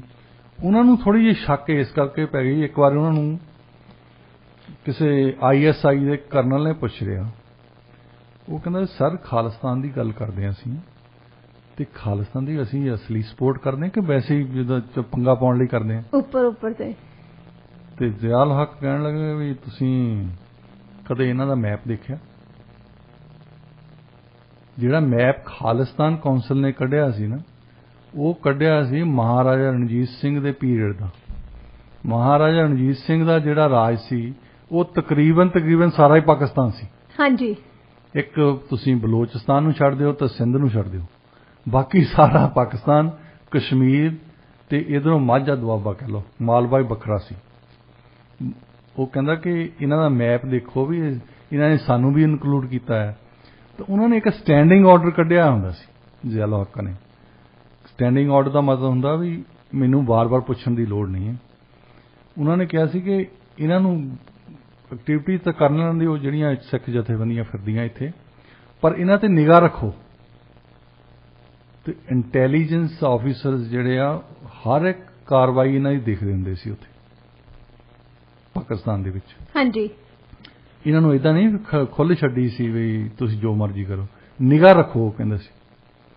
ਹੁਣ 83 ਦੇ ਵਿੱਚ ਐਸਟੈਬਲਿਸ਼ਮੈਂਟ ਦੀ ਅਸੀਂ ਗੱਲ ਕਰਕੇ ਹਟੇ ਹਾਂ। ਐਸਟੈਬਲਿਸ਼ਮੈਂਟ ਦੇ ਵਿੱਚੋਂ ਕੁਝ ਬੰਦਿਆਂ ਨੇ ਇਹ ਪ੍ਰੈਸ਼ਰ ਪਾਉਣਾ ਸ਼ੁਰੂ ਕਰਤਾ ਮਿਸਿਸ ਗਾਂਧੀ ਤੇ ਬਈ ਆਹ ਗੱਲ ਠੀਕ ਨਹੀਂ ਲੱਗਦੀ ਹੈ। ਕਾਂਗਰਸ ਨੂੰ ਤਾਂ ਚਲੋ ਫਾਇਦਾ ਹੁੰਦਾ ਹੋਊਗਾ, ਪਰ ਦੇਸ਼ ਲਈ ਇਹ ਗੱਲ ਠੀਕ ਨਹੀਂ ਹੈ ਜੀ। ਦੇਸ਼ ਦੇ ਹਿੱਤ ਦੇ ਵਿੱਚ ਇਹ ਨਹੀਂ। ਤੁਸੀਂ ਤਾਂ ਉਹਨਾਂ ਬੰਦਿਆਂ ਨੂੰ ਵਰਤਦੇ ਆ ਅਕਾਲੀ ਦਲ ਦੇ ਖਿਲਾਫ, ਇਹਦਾ ਫਾਇਦਾ ਪਾਕਿਸਤਾਨ ਵਾਲੇ ਲੈ ਰਹੇ ਆ, ਪਾਕਿਸਤਾਨ ਦੀ ਇੰਟੈਲੀਜੈਂਸ ਏਜੰਸੀਜ਼ ਲੈ ਰਹੀਆਂ, ਤੇ ਜਿਹਦਾ ਕਿ ਲੌਂਗ ਟਰਮ ਸਾਨੂੰ ਘਾਟਾ ਪੈ ਸਕਦਾ। ਹਾਂਜੀ। ਮਿਸਿਸ ਗਾਂਧੀ ਨੇ ਸੀਰੀਅਸਲੀ ਹੋ ਕੇ ਫਿਰ ਸੁਨੇਹਾ ਇਹਨਾਂ ਨੂੰ ਭੇਜਿਆ ਅਕਾਲੀਆਂ ਨੂੰ ਕਿ ਤੁਸੀਂ ਜਿਹੜੀਆਂ ਮੰਗਾਂ ਲਈ ਫਿਰਦੇ ਨਾ 50-55 ਐਵੇਂ ਇਨਸਾਈਕਲੋਪੀਡੀਆ ਬਣਾਇਆ ਹੈ, ਇਹਨੂੰ ਘਟਾ ਕੇ 2-4 ਮੰਗਾਂ ਲੈ ਕੇ ਆਓ ਜਿਨ੍ਹਾਂ ਸਮਝੌਤਾ ਕੀਤਾ ਜਾ ਸਕਦਾ ਹੈ। ਇਹਨਾਂ ਨੇ ਦਿੱਲੀ ਦੇ ਵਿੱਚ ਫਿਰ ਮੀਟਿੰਗ ਕੀਤੀ ਉਹ ਮਿਸਿਸ ਗਾਂਧੀ ਦੇ ਨਾਲ। ਉਹਦੇ ਵਿੱਚ ਸੰਤ ਹਰਚੰਦ ਸਿੰਘ ਲੌਂਗੋਵਾਲ, ਪ੍ਰਕਾਸ਼ ਸਿੰਘ ਬਾਦਲ, ਸੁਰਜੀਤ ਸਿੰਘ ਬਰਨਾਲਾ, ਸੁਖਦੇਵ ਸਿੰਘ ਢੀਂਡਸਾ, ਗੁਰਚਰਨ ਸਿੰਘ ਟੌੜਾ, ਇਹ ਸਾਰੇ ਲੀਡਰ, ਟੌਪ ਦੇ ਲੀਡਰ ਇਹ ਹੀ ਹੁੰਦੇ ਸੀ। ਹਾਂਜੀ। ਇਹ ਜਾ ਕੇ ਮਿਸਿਸ ਗਾਂਧੀ ਨੂੰ ਮਿਲੇ ਉਹਨਾਂ ਦੀ ਰੈਜ਼ੀਡੈਂਸ ਤੇ ਉੱਥੇ ਉਹਨਾਂ ਦੀ ਮੀਟਿੰਗ ਹੋਈ। ਤਾਂ ਉਹਨਾਂ ਦਿਨਾਂ ਦੇ ਵਿੱਚ ਜਿਹੜੀ ਵੀ ਮੀਟਿੰਗ ਕਰਦੇ ਹੁੰਦੇ ਸੀ ਸੈਂਟਰ ਵਾਲੇ, ਮਿਸਿਸ ਗਾਂਧੀ ਕਰਦੇ ਹੁੰਦੇ ਸੀ ਸਪੈਸ਼ਲ, ਉਹ ਹਰਕਿਸ਼ਨ ਸਿੰਘ ਸਰਜੀਤ ਉਹਨਾਂ ਨੂੰ ਜ਼ਰੂਰ ਰੱਖਦੇ ਹੁੰਦੇ ਸੀ ਨਾਲ। ਹਰਕਿਸ਼ਨ ਸਿੰਘ ਸਰਜੀਤ CPM ਦੇ ਲੀਡਰ ਸੀ। ਹਰਕਿਸ਼ਨ ਸਿੰਘ ਸਰਜੀਤ ਨਾਲ ਬੈਠੇ ਆ ਤਾਂ ਉਹਨਾਂ ਨੇ ਫਿਰ ਮੰਗਾਂ ਸ਼ੁਰੂ ਕਰਤੀਆਂ ਆਪਣੀ। ਮਿਸਿਸ ਗਾਂਧੀ ਕਹਿੰਦੇ ਵੀ ਇੰਨਾ ਕੁਛ ਤਾਂ ਨਹੀਂ ਦੇ ਹੋਣਾ, ਕਿਉਂਕਿ ਵਿੱਚ ਹਰਿਆਣੇ ਵਾਲੇ ਵੀ ਪੰਗਾ ਪਾਉਂਦੇ ਹਨ। ਹਾਂਜੀ। ਤੇ ਤੁਹਾਨੂੰ ਚੰਡੀਗੜ੍ਹ ਦੇ ਦੇਣੀ। ਉਹਨੇ ਚੰਡੀਗੜ੍ਹ ਲਈ ਮੰਨ ਗਈ ਵੀ ਚੰਡੀਗੜ੍ਹ ਜਿਹੜਾ ਆ ਪੰਜਾਬ ਦਾ ਹੋਊਗਾ। ਇਹ ਕਹਿੰਦੇ ਵੀ ਚਲੋ ਠੀਕ ਹੈ ਚੰਡੀਗੜ੍ਹ ਦੇ ਦੇ, ਭਾਖੜਾ ਅੰਗਲ ਬਾਰੇ, ਪਾਣੀਆਂ ਬਾਰੇ, ਹੋਰਨਾਂ ਇਲਾਕਿਆਂ ਬਾਰੇ ਕਮਿਸ਼ਨ ਬਿਠਾ ਦਿਓ। ਜਿੱਦਾਂ ਜਦੋਂ ਸਰਕਾਰ ਨੇ ਕੋਈ ਫੈਸਲਾ ਨਹੀਂ ਲੈਣਾ ਹੁੰਦਾ ਫਿਰ ਕਮਿਸ਼ਨ ਬਿਠਾਉਂਦੇ ਜੀ। ਇਹ ਸਾਰੇ ਦੁਨੀਆ ਦੇ ਵਿੱਚ ਇਦਾਂ ਚੱਲਦਾ। ਉਹਨਾਂ ਨੇ ਕੀ ਕੀਤਾ ਕਿ ਉਹ ਕਮਿਸ਼ਨ ਬਿਠਾ ਦਿੱਤੇ ਬਾਕੀਆਂ ਬਾਰੇ। ਚੰਡੀਗੜ੍ਹ ਦੇਣ ਨੂੰ ਰਾਤ ਕਾਫੀ ਲੇਟ ਤਾਈਂ ਗੱਲ ਚੱਲਦੀ ਰਹੀ। ਮਿਸਿਸ ਗਾਂਧੀ ਨੇ ਇਹਨਾਂ ਨੂੰ ਕਿਹਾ ਵੀ ਚਲੋ ਸਵੇਰ ਨੂੰ ਆਪਾਂ ਪ੍ਰੈਸ ਕਾਨਫਰੰਸ ਕਰ ਦਿੰਦੇ ਹਾਂ ਤਾਂ ਪ੍ਰੈਸ ਨੋਟ ਭੇਜ ਦਿੰਦੇ ਹਾਂ ਵੀ ਐਗਰੀਮੈਂਟ ਹੋ ਗਿਆ, ਇਹ ਠੀਕ ਆ, ਚੰਡੀਗੜ੍ਹ ਤੁਹਾਡਾ। ਇਹ ਆਰਾਮ ਨਾਲ ਉੱਥੋਂ ਉੱਠੇ ਆ ਗਏ ਵੀ ਸਵੇਰ ਨੂੰ ਜਾਵਾਂਗੇ। ਬ੍ਰੇਕਫਾਸਟ ਵੀ ਉੱਥੇ ਮਿਸਿਸ ਗਾਂਧੀ ਨਾਲ ਹੀ ਕਰਨਾ ਸੀ। ਹਰਕਿਸ਼ਨ ਸਿੰਘ ਸਰਜੀਤ ਉੱਥੋਂ ਉੱਠੇ ਮੀਟਿੰਗ 'ਚੋਂ, ਉਹਨਾਂ ਨੇ ਉੱਠ ਕੇ ਭਜਨ ਲਾਲ ਨੂੰ ਫੋਨ ਕਰਤਾ, ਹਰਿਆਣੇ ਦੇ ਚੀਫ ਮਿਨਿਸਟਰ ਨੂੰ ਜੀ। ਵੈਸੇ ਤਾਂ ਇਹ ਸੀਕ੍ਰੇਟ ਸਮਝੌਤਾ ਹੋਣਾ ਸੀ, ਹੁਣ ਪਰ ਭਜਨ ਲਾਲ ਵੀ ਇਨਵੋਲਵ ਹੋ ਗਿਆ। ਹਾਂਜੀ ਉਹਨੂੰ ਦੱਸ ਦਿੱਤਾ ਕਿ ਚੰਡੀਗੜ੍ਹ ਦੇਣ ਲੱਗੀ ਹੈ ਮਿਸਿਸ ਗਾਂਧੀ ਉਹਨਾਂ ਨੂੰ, ਪੰਗਾ ਪੈ ਗਿਆ ਨਾ। ਹਾਂਜੀ ਅੱਛਾ, ਭਜਨ ਲਾਲ ਉੱਥੇ ਜਿੱਥੇ ਬੈਠੇ ਸੀ ਉਹਨਾਂ ਨੇ ਉੱਠ ਕੇ ਦਿੱਲੀ ਨੂੰ ਆ ਗਏ। ਉਹ ਸਿੱਧੇ ਹੀ ਆ ਕੇ ਬਹਿ ਗਏ ਮਿਸਿਸ ਗਾਂਧੀ ਦੇ ਘਰ। ਜਦੋਂ ਮਿਸਿਸ ਗਾਂਧੀ ਸਵੇਰ ਨੂੰ ਉੱਠੇ ਆ, ਸਭ ਤੋਂ ਪਹਿਲਾਂ ਬੰਦਾ ਮਿਲਿਆ ਉਹਨਾਂ ਨੂੰ ਭਜਨ ਲਾਲ ਜੀ। ਉਹਨਾਂ ਨੇ ਫਿਰ ਕਿੰਤੂ ਪਰੰਤੂ ਕੀਤਾ ਵੀ ਤੁਸੀਂ ਹਰਿਆਣੇ, ਅਸੀਂ ਕਾਂਗਰਸ ਦੀ ਸਰਕਾਰ ਆ ਸਾਡੇ, ਅਸੀਂ ਕੀ ਜਵਾਬ ਦੇਵਾਂਗੇ ਲੋਕਾਂ ਨੂੰ? ਚੰਡੀਗੜ੍ਹ ਜਿਹੜੀ ਆ ਸਾਂਝੀ ਰਾਜਧਾਨੀ ਆ, ਅਸੀਂ ਕੀ ਕਰਾਂਗੇ? ਤੁਸੀਂ ਪੰਜਾਬ ਨੂੰ ਦੇਈ ਜਾਂਦੇ। ਹੁਣ ਮਿਸਿਸ ਗਾਂਧੀ ਕੀ ਜਵਾਬ ਦੇਣ? ਹਾਂਜੀ ਪਹਿਲਾਂ ਤਾਂ ਉਹਨਾਂ ਨੂੰ ਐਸੀ ਵੀ ਦੱਸਿਆ ਕਿ ਨੇ ਇਹਨੂੰ ਵੀ ਬੰਦਾ ਸਵੇਰ ਨੂੰ ਆ ਕੇ ਬੈਠਾ ਇੱਥੇ। ਹੁਣ ਅਕਾਲੀ ਲੀਡਰ ਜਿਹੜੇ ਆ ਉਹ ਬੜੇ ਖੁਸ਼ ਆ, ਬਈ ਚਲੋ ਪੰਜਾਬ ਜਾਵਾਂਗੇ, ਦੱਸਾਂਗੇ ਵੀ ਅਸੀਂ ਆਹ ਲੈ ਕੇ ਆਏ ਹਾਂ। ਹਾਂਜੀ ਤੁਸੀਂ ਲੈ ਕੇ ਆਓਗੇ ਤਾਂ ਹੀ ਕੁਛ ਲੱਡੂ ਖਾਣ ਜੋਗੇ ਹੋ ਜੀ। ਉਹਦਾ ਕੀ ਦੱਸੋਗੇ ਵੀ ਅਸੀਂ ਮੀਟਿੰਗ ਕਰਕੇ ਆਏ ਹਾਂ? ਕੁਛ ਨਹੀਂ ਲੈ ਕੇ ਆਏ। ਉਹਨਾਂ ਨੇ ਜਦੋਂ ਮੁੜ ਕੇ ਆਏ ਉੱਥੇ ਬ੍ਰੇਕਫਾਸਟ ਕਰਨ ਤਾਂ ਮਿਸਿਸ ਗਾਂਧੀ ਮੁੱਕਰ ਗਏ, ਕਹਿੰਦੇ ਨਹੀਂ ਬਈ ਇਹ ਗੱਲ ਨਹੀਂ ਹੋਣੀ। ਭਜਨ ਲਾਲ ਹੋਣੀ ਇਸ ਵੇਲੇ ਆਬਜੈਕਸ਼ਨ ਕਰ ਰਹੇ ਆ ਤੇ ਮੈਨੂੰ ਥੋੜਾ ਜਿਹਾ ਸਮਾਂ ਹੋਰ ਦਿਓ ਸੋਚਣ ਲਈ, ਕਿਉਂਕਿ ਭਜਨ ਲਾਲ ਦਾ ਜ਼ਿਆਦਾ ਆਬਜੈਕਸ਼ਨ ਆ। ਇਹਨਾਂ ਨੇ ਹਰਿਆਣੇ ਦੇ ਵਿੱਚ ਐਜੀਟੇਸ਼ਨ ਸ਼ੁਰੂ ਕਰ ਦੇਣੀ ਹੈ ਤਾਂ ਉਹ ਸਾਡੇ ਲਈ ਖਤਰਾ ਹੈ, ਕਿਉਂਕਿ ਹਰਿਆਣਾ ਸਾਡੇ ਦਾ ਗੁਆਂਢੀ ਹੈ ਦਿੱਲੀ ਤੋਂ। ਹਾਂਜੀ ਚਲੋ ਅਕਾਲੀ ਦਲ ਦੇ ਜਿਹੜੇ ਨੇਤਾ ਆ ਉਹ ਕਹਿੰਦੇ ਵੀ ਅਸੀਂ ਨਾਰਾਜ਼ ਤਾਂ ਹੋ ਗਏ, ਹੁਣ ਲੈ ਕੇ ਕੁਛ ਨਹੀਂ ਆਏ, ਮੀਟਿੰਗ ਕਰਨ ਚੱਲੇ ਆ, ਜੰਜ ਗਈ ਹੈ, ਵਾਪਸ ਆ ਗਈ ਲਾੜੀ ਤੋਂ ਬਿਨਾਂ ਜੀ। ਇਹ ਫਿਰ ਪੰਜਾਬ ਦੇ ਜਦੋਂ ਮੁੜ ਕੇ ਆਉਂਦੇ ਆ ਤੇ ਹੁਣ ਦੇਣ ਲਈ ਦਿਖਾਲਣ ਲਈ ਕੁਛ ਨਹੀਂ ਵੀ ਅਸੀਂ ਗੱਲਬਾਤ ਦੇ ਵਿੱਚ ਕੀ ਕੀਤਾ। ਅੱਛਾ, ਫਿਰ ਇਹਨਾਂ ਦੀ ਤਕਰੀਬਨ ਸਾਰੇ ਲੀਡਰਸ ਨੇ ਕਿਹਾ ਕਿ ਆਪਣੀ ਐਜੀਟੇਸ਼ਨ ਜਿਹੜੀ ਆ, ਧਰਮ ਯੁੱਧ ਮੋਰਚਾ ਜਿਹਨੂੰ ਕਿਹਾ ਜਾਂਦਾ ਸੀ, ਉਹਨੂੰ ਤੇਜ਼ ਕੀਤਾ ਜਾਵੇ। ਇਹਨਾਂ ਨੇ ਆਪਣੇ ਮੋਬਿਲਾਈਜੇਸ਼ਨ ਤੇਜ਼ ਕਰਤੀ ਕਿ ਸਾਡੀਆਂ ਆਹ ਮੰਗਾਂ ਆ, ਸਾਡੇ ਆਨੰਦਪੁਰ ਸਾਹਿਬ, ਉਦੋਂ ਆਨੰਦਪੁਰ ਸਾਹਿਬ ਦਾ ਮਤਾ ਹੀ ਇਹ ਕਹਿੰਦੇ ਆ ਹਾਂਜੀ ਕਿ ਆਨੰਦਪੁਰ ਸਾਹਿਬ ਦਾ ਮਤਾ ਅਸੀਂ ਮਨਾ ਕੇ ਰਵਾਂਗੇ, ਆਹ ਕਰਾਂਗੇ ਉਹ ਕਰਾਂਗੇ। ਹੁਣ ਜਿਹੜੇ ਕਾਂਗਰਸੀ ਖਾੜਕੂ ਆ ਉਹ ਬੰਦੇ ਆਨੰਦਪੁਰ ਸਾਹਿਬ ਦਾ ਮਤੇ ਕਹਿ ਸਕਦਾ ਮੈਂ, ਉਹਦੀ ਤਾਂ ਆਪੋਜੀਸ਼ਨ ਨਹੀਂ ਕਰਦੇ। ਉਹ ਵੀ ਕਹਿੰਦੇ ਅਸੀਂ ਅਸੀਂ ਚਾਹੁੰਦੇ ਹਾਂ ਆਨੰਦਪੁਰ ਸਾਹਿਬ ਦਾ ਮਤੇ ਪਾਸ ਕੀਤੇ ਜਾਣ, ਐਕਸੈਪਟ ਕੀਤੇ ਜਾਣ, ਸਾਰੀਆਂ ਪੰਜਾਬ ਦੀਆਂ ਮੰਗਾਂ ਮੰਨੀਆਂ ਜਾਣ। ਤੇ ਉਹਨਾਂ ਨੂੰ ਹਥਿਆਰ ਮਿਲ ਰਹੇ ਆ, ਜਿਹੜੀ ਅਫਗਾਨਿਸਤਾਨ ਦੀ ਵਾਰ ਨਾਲ AK-47 ਕਲਚਰ ਸ਼ੁਰੂ ਹੋ ਗਿਆ ਜੀ। ਬਾਰਡਰ ਰੀਜਨ ਤੇ ਜਿੰਨੇ ਸਮਗਲਰ ਸੀ ਪਹਿਲਾਂ, ਇਹ ਸਾਰੇ ਦੇ ਸਾਰੇ ਖਾੜਕੂ ਬਣ ਗਏ। ਇੰਟੈਲੀਜੈਂਸ ਏਜੰਸੀਜ਼ ਨੇ ਰਿਪੋਰਟ ਵੀ ਭੇਜੀਆਂ, IB ਨੇ ਰਿਪੋਰਟ ਭੇਜੀਆਂ ਉਹਨਾਂ ਨੂੰ, ਰॉ ਨੇ ਦੱਸਿਆ ਕਿ ਇਹ ਬੰਦੇ ਜਿਹੜੇ ਆ ਇਹ ਖਾੜਕੂਆਂ ਨਾਲ ਰਲੀ ਜਾਂਦੇ ਆ, ਹੈਗੇ ਇਹਨਾਂ ਦੇ ਕੋਲ ਹਥਿਆਰ ਬਹੁਤ ਆ, ਸਮਗਲਰ ਬੰਦੇ ਆ ਇਹ। ਹੁਣ ਕਾਂਗਰਸ ਦੀ ਸ਼ਹਿ ਦਾ ਕਰਕੇ ਉਹਨਾਂ ਤੇ ਕੋਈ ਕਾਰਵਾਈ ਨਹੀਂ ਹੋ ਰਹੀ। ਫਿਰ ਇਹਨਾਂ ਨੇ ਆਪਣੇ ਡੇਰੇ ਚੱਕ ਕੇ ਜਿੰਨੀ ਵੀ ਕਾਂਗਰਸ ਦੀ ਖਾੜਕੂ ਧਿਰ ਸੀ, ਇਹਨਾਂ ਨੇ ਹਰਿਮੰਦਰ ਸਾਹਿਬ ਦੇ ਵਿੱਚ ਚਲ ਗਏ। ਉੱਥੋਂ ਸ਼ੁਰੂ ਹੋ ਗਏ ਮਾਰ ਮੁਰਾਈ ਜੀ। ਜਿਹੜੇ ਬੰਦੇ ਨੂੰ ਵੀ, ਜਿਹੜਾ ਵੀ ਕੋਈ ਇਹਨਾਂ ਦੇ ਖਿਲਾਫ ਬੋਲਦਾ ਸੀ ਜਾਂ ਜਿਹਨੂੰ ਇਹ ਨਹੀਂ ਚਾਹੁੰਦੇ ਸੀ, ਜਿਹਦੇ ਵਿੱਚ ਕਾਲੀ ਨੇਤਾ ਵੀ ਸੀ, ਕਾਲੀ ਨੇਤਾ ਉਸ ਵੇਲੇ ਕੋਈ ਨਹੀਂ ਸੀ ਬੋਲਦਾ, ਕਿਉਂਕਿ ਇਹਨਾਂ ਨੂੰ ਪਤਾ ਨਹੀਂ ਸੀ ਵੀ ਕਿਹੜੇ ਵੇਲੇ ਕਿਸੇ ਨੇ ਮਾਰ ਦੇਣਾ। ਬਹੁਤੇ ਕਾਲੀ ਨੇਤਾ ਤਾਂ ਇਹ ਕਹਿੰਦੇ ਹੁੰਦੇ ਸੀ ਵੀ ਸਾਨੂੰ ਜੇਲ੍ਹ 'ਚ ਦੇ ਦਿਓ ਜੀ। ਇਹਨਾਂ ਦੀ ਜੇਲ੍ਹ ਦੀ ਵੀ ਗੱਲ ਸੁਣਾ ਦਿੰਦੇ ਆ। ਜਿਹੜੀ ਪ੍ਰਕਾਸ਼ ਸਿੰਘ ਬਾਦਲ ਗੱਲ ਕਰਦੇ ਨੇ, 18 ਸਾਲ ਮੈਂ ਜੇਲ੍ਹ ਦੇ ਵਿੱਚ ਰਿਹਾ। ਹਾਂਜੀ। ਤੁਸੀਂ ਜੇਲ੍ਹ ਦੇ ਵਿੱਚ ਜਾ ਕੇ ਦੇਖੋ ਲੋਕਾਂ ਦਾ ਕੀ ਹਾਲ ਹੁੰਦਾ। ਜਿਹੜੀ ਦਾਲ ਦਿੰਦੇ ਆ ਉੱਥੇ ਟੁੱਬੀ ਮਾਰ ਕੇ ਉਹਦਾ ਦਾਣਾ ਲੱਭਣਾ ਪੈਂਦਾ ਜੀ। ਇਹਨਾਂ ਨੂੰ ਫਰਸਟ ਕਲਾਸ ਫੈਸਿਲਿਟੀਜ਼ ਮਿਲਦੀਆਂ ਉੱਥੇ ਜੇ ਜੇਲ੍ਹ ਦੇ ਅੰਦਰ ਜਾਂਦੇ ਆ। ਦੂਸਰਾ, ਇਹਨਾਂ ਨੂੰ ਪੰਜਾਬ ਤੋਂ ਬਾਹਰ ਕਈ ਲੈ ਕੇ ਜਾਂਦੇ ਆ, ਅਕਸਰ ਇਹਨਾਂ ਨੂੰ ਲੈ ਕੇ ਜਾਂਦੇ ਹੁੰਦੇ ਸੀ ਮੱਧ ਪ੍ਰਦੇਸ਼ ਦੇ ਵਿੱਚ। ਉੱਥੇ ਕੋਠੀ ਦੇ ਵਿੱਚ, ਇੱਕ ਸ਼ਾਨਦਾਰ ਆਲੀਸ਼ਾਨ ਕੋਠੀ ਦੇ ਵਿੱਚ ਰੱਖਿਆ ਜਾਂਦਾ, ਜਿੱਥੇ ਤੁਸੀਂ ਜੋ ਕੋਠੀ ਦੇਖੋਗੇ ਨਾ, ਤੁਸੀਂ ਵੀ ਕਹੋਗੇ ਮੈਨੂੰ ਵੀ ਜੇਲ੍ਹ ਦਿਓ, ਕਿਉਂਕਿ ਉਹ ਸ਼ਾਨਦਾਰ ਕੋਠੀ, ਫਰਕ ਇੰਨਾ ਹੀ ਹੈ ਵੀ ਆਲੇ ਦੁਆਲੇ ਗਾਰਦਾਂ ਲੱਗੀਆਂ ਆ। ਹਾਂਜੀ। ਤੇ ਤੁਸੀਂ ਅੰਦਰ ਬੈਠੇ ਆ, ਮੁਲਾਕਾਤਾਂ ਹੋ ਰਹੀਆਂ, ਕੋਈ ਆ ਰਿਹਾ ਕੋਈ ਜਾ ਰਿਹਾ, ਮਜ਼ੇ ਲੈ ਰਹੇ। ਤਾਂ ਉਦਾਂ ਦੇ 18 ਸਾਲ ਜੇਲ੍ਹ 'ਚ ਕੱਟਣੇ ਤਾਂ ਕੋਈ ਹਰ ਕੱਟ ਸਕਦਾ। ਹਾਂਜੀ। ਦੂਜਿਆਂ ਨੂੰ ਪਤਾ ਨਾ, ਜਿਨ੍ਹਾਂ ਨੂੰ ਆਪਣੇ ਗਰਮੀ ਵੀ ਝੱਲਣੀ ਪੈਂਦੀ ਹੈ, ਸਰਦੀ ਵੀ ਝੱਲਣੀ ਪੈਂਦੀ ਹੈ, ਰੋਟੀ ਵੀ ਉਦਾਂ ਦੀ ਮਿਲਦੀ ਹੈ, ਉਹ ਜੇਲ੍ਹ ਵੱਖਰੀ ਹੈ ਉਹਨਾਂ ਲਈ। ਪਰ ਇਹ ਅਕਾਲੀ ਦਲ ਵਾਲੇ ਹੁਣ ਬੁਰੇ ਫਸੇ ਆ। ਅੱਛਾ ਦੂਸਰੇ ਪਾਸੇ ਇੰਟਰਨੈਸ਼ਨਲੀ ਜਿਹੜੀਆਂ ਵੈਸਟਰਨ ਪਾਵਰਸ ਆ ਅਮਰੀਕਨਸ ਆ UK ਵਾਲੇ ਆ ਕੈਨੇਡਾ ਵਾਲੇ ਆ ਇਹ ਸਿੱਖ ਪਤਾ ਖੇਡਣ ਦੇ ਚਾਅ ਦੇ ਵਿੱਚ ਕਿ ਅਸੀਂ ਇੰਡੀਆ ਦੀ ਆਰਮ ਟਵਿਸਟ ਕਰਨ ਲਈ ਇਹ ਪੱਤਾ ਵੀ ਖੇਡ ਸਕਦੇ ਹਾਂ ਇਹ ਇਹਨਾਂ ਨੂੰ ਕੁਛ ਨਹੀਂ ਕਹਿੰਦੇ ਇੱਥੇ ਜੇ 에ਅਰ ਇੰਡੀਆ ਇੱਥੇ ਹੋਇਆ ਨਾ ਹਾਦਸਾ ਹਾਂਜੀ ਉਹ ਬਿਨਾਂ ਗਵਰਨਮੈਂਟ ਦੀ ਪਰਮਿਸ਼ਨ ਤੋਂ ਨਹੀਂ ਹੋ ਗਿਆ ਜੀ ਇਹਨਾਂ ਨੇ ਇਹ ਨਹੀਂ ਵੀ ਇਹਨਾਂ ਨੂੰ ਕਿਹਾ ਹੋਊਗਾ ਵੀ ਤੁਸੀਂ ਆਹ ਕਰ ਦਿਓ ਇਹਨਾਂ ਨੇ ਇਹ ਕੀਤਾ ਇਹਨਾਂ ਨੇ ਉਹ ਤੇ ਗੌਰ ਹੀ ਨਹੀਂ ਕੀਤਾ ਤੁਹਾਡੇ ਦੇਸ਼ ਦੇ ਵਿੱਚ ਬੰਦੇ ਬੈਠੇ ਆ ਸਾਜ਼ਿਸ਼ ਕਰ ਰਹੇ ਆ ਕਿ 에ਅਰ ਇੰਡੀਆ ਨੂੰ ਸਿੱਟਣਾ ਹੈ ਤਾਂ ਤੁਹਾਡੀ ਇੰਟੈਲੀਜੈਂਸ ਏਜੰਸੀ ਨੂੰ ਪਤਾ ਹੀ ਨਾ ਹੋ ਅਸੀਂ ਬਿਲੀਅਨਸ ਆਫ ਡਾਲਰਸ ਖਰਚਦੇ ਹਾਂ ਇਹਨਾਂ ਤੇ ਹਾਂਜੀ ਨਾਲ ਦੇ ਸਾਡੇ ਮੁਲਕ ਵਾਲੇ ਕੋਈ ਇਹਨਾਂ ਦਾ $65 ਬਿਲੀਅਨ ਦਾ ਬਜਟ ਆ ਇੰਟੈਲੀਜੈਂਸ ਏਜੰਸੀ ਇਹਨਾਂ ਨੂੰ ਸਾਰਾ ਕੁਝ ਪਤਾ ਸੀ ਜੀ ਪਰ ਆਰਮ ਟਵਿਸਟ ਕਰਨ ਲਈ ਇਹ ਇੱਕ ਸਿੱਖ ਕਾਰਡ ਖੇਡ ਰਿਹਾ ਸੀ ਉਸ ਵੇਲੇ ਹੁਣ ਜਿੰਨਾ ਇਹਨਾਂ ਦੇ ਬੰਦੇ ਆ ਕਾਂਗਰਸ ਦੇ ਹੀ ਬੰਦੇ ਖਾੜਕੂ ਆ ਉੱਥੇ ਦੇਖੋ 2 ਅਪ੍ਰੈਲ 1984 ਦੀ ਸਟੇਟਮੈਂਟ ਇੱਕ ਪ੍ਰੈਸ ਕਾਨਫਰੰਸ ਕੀਤੀ ਰਾਜੀਵ ਗਾਂਧੀ ਨੇ ਜਦੋਂ ਸੰਜੇ ਗਾਂਧੀ ਮਰ ਗਏ ਨਾ ਹਾਂਜੀ ਉਦੋਂ ਬਾਅਦ ਫਿਰ ਮਿਸਿਸ ਗਾਂਧੀ ਨੇ ਰਾਜੀਵ ਗਾਂਧੀ ਨੂੰ ਪੋਲਿਟਿਕਸ ਲਿਆਂਦਾ ਹੌਲੀ ਹੌਲੀ ਕਿਉਂਕਿ ਇਹ ਤਾਂ ਪਾਇਲਟ ਸੀ ਪਹਿਲਾਂ ਧਿਆਨ ਨਹੀਂ ਦਿੱਤਾ ਇਹਨਾਂ ਹਾਂਜੀ ਫਿਰ ਹੌਲੀ ਹੌਲੀ ਲਿਆਂਦਾ ਉਹਨੂੰ ਪੋਲਿਟਿਕਸ ਦੇ ਵਿੱਚ ਤੇ ਉਹਨਾਂ ਨੂੰ ਸਵਾਲ ਪੁੱਛਿਆ ਗਿਆ ਸੰਤ ਜਰਨੈਲ ਸਿੰਘ ਭਿੰਡਰਾਂਵਾਲੇ ਬਾਰੇ 2 ਅਪ੍ਰੈਲ 1984 ਦੇ ਵਿੱਚ ਉਹ ਕਹਿੰਦੇ ਕਿ ਸੰਤਾਂ ਬਾਰੇ ਇਦਾਂ ਨਾ ਗੱਲ ਕਰੋ ਸੰਤ ਤਾਂ ਸੰਤ ਆ ਉਹਨਾਂ ਦਾ ਸਿਆਸਤ ਨਾਲ ਉਹਨਾਂ ਦਾ ਰਾਜਨੀਤੀ ਨਾਲ ਕੋਈ ਵਾਹ ਨਹੀਂ ਹੈ 6 ਜੂਨ ਨੂੰ ਉਹ ਅੱਤਵਾਦੀ ਬਣ ਗਿਆ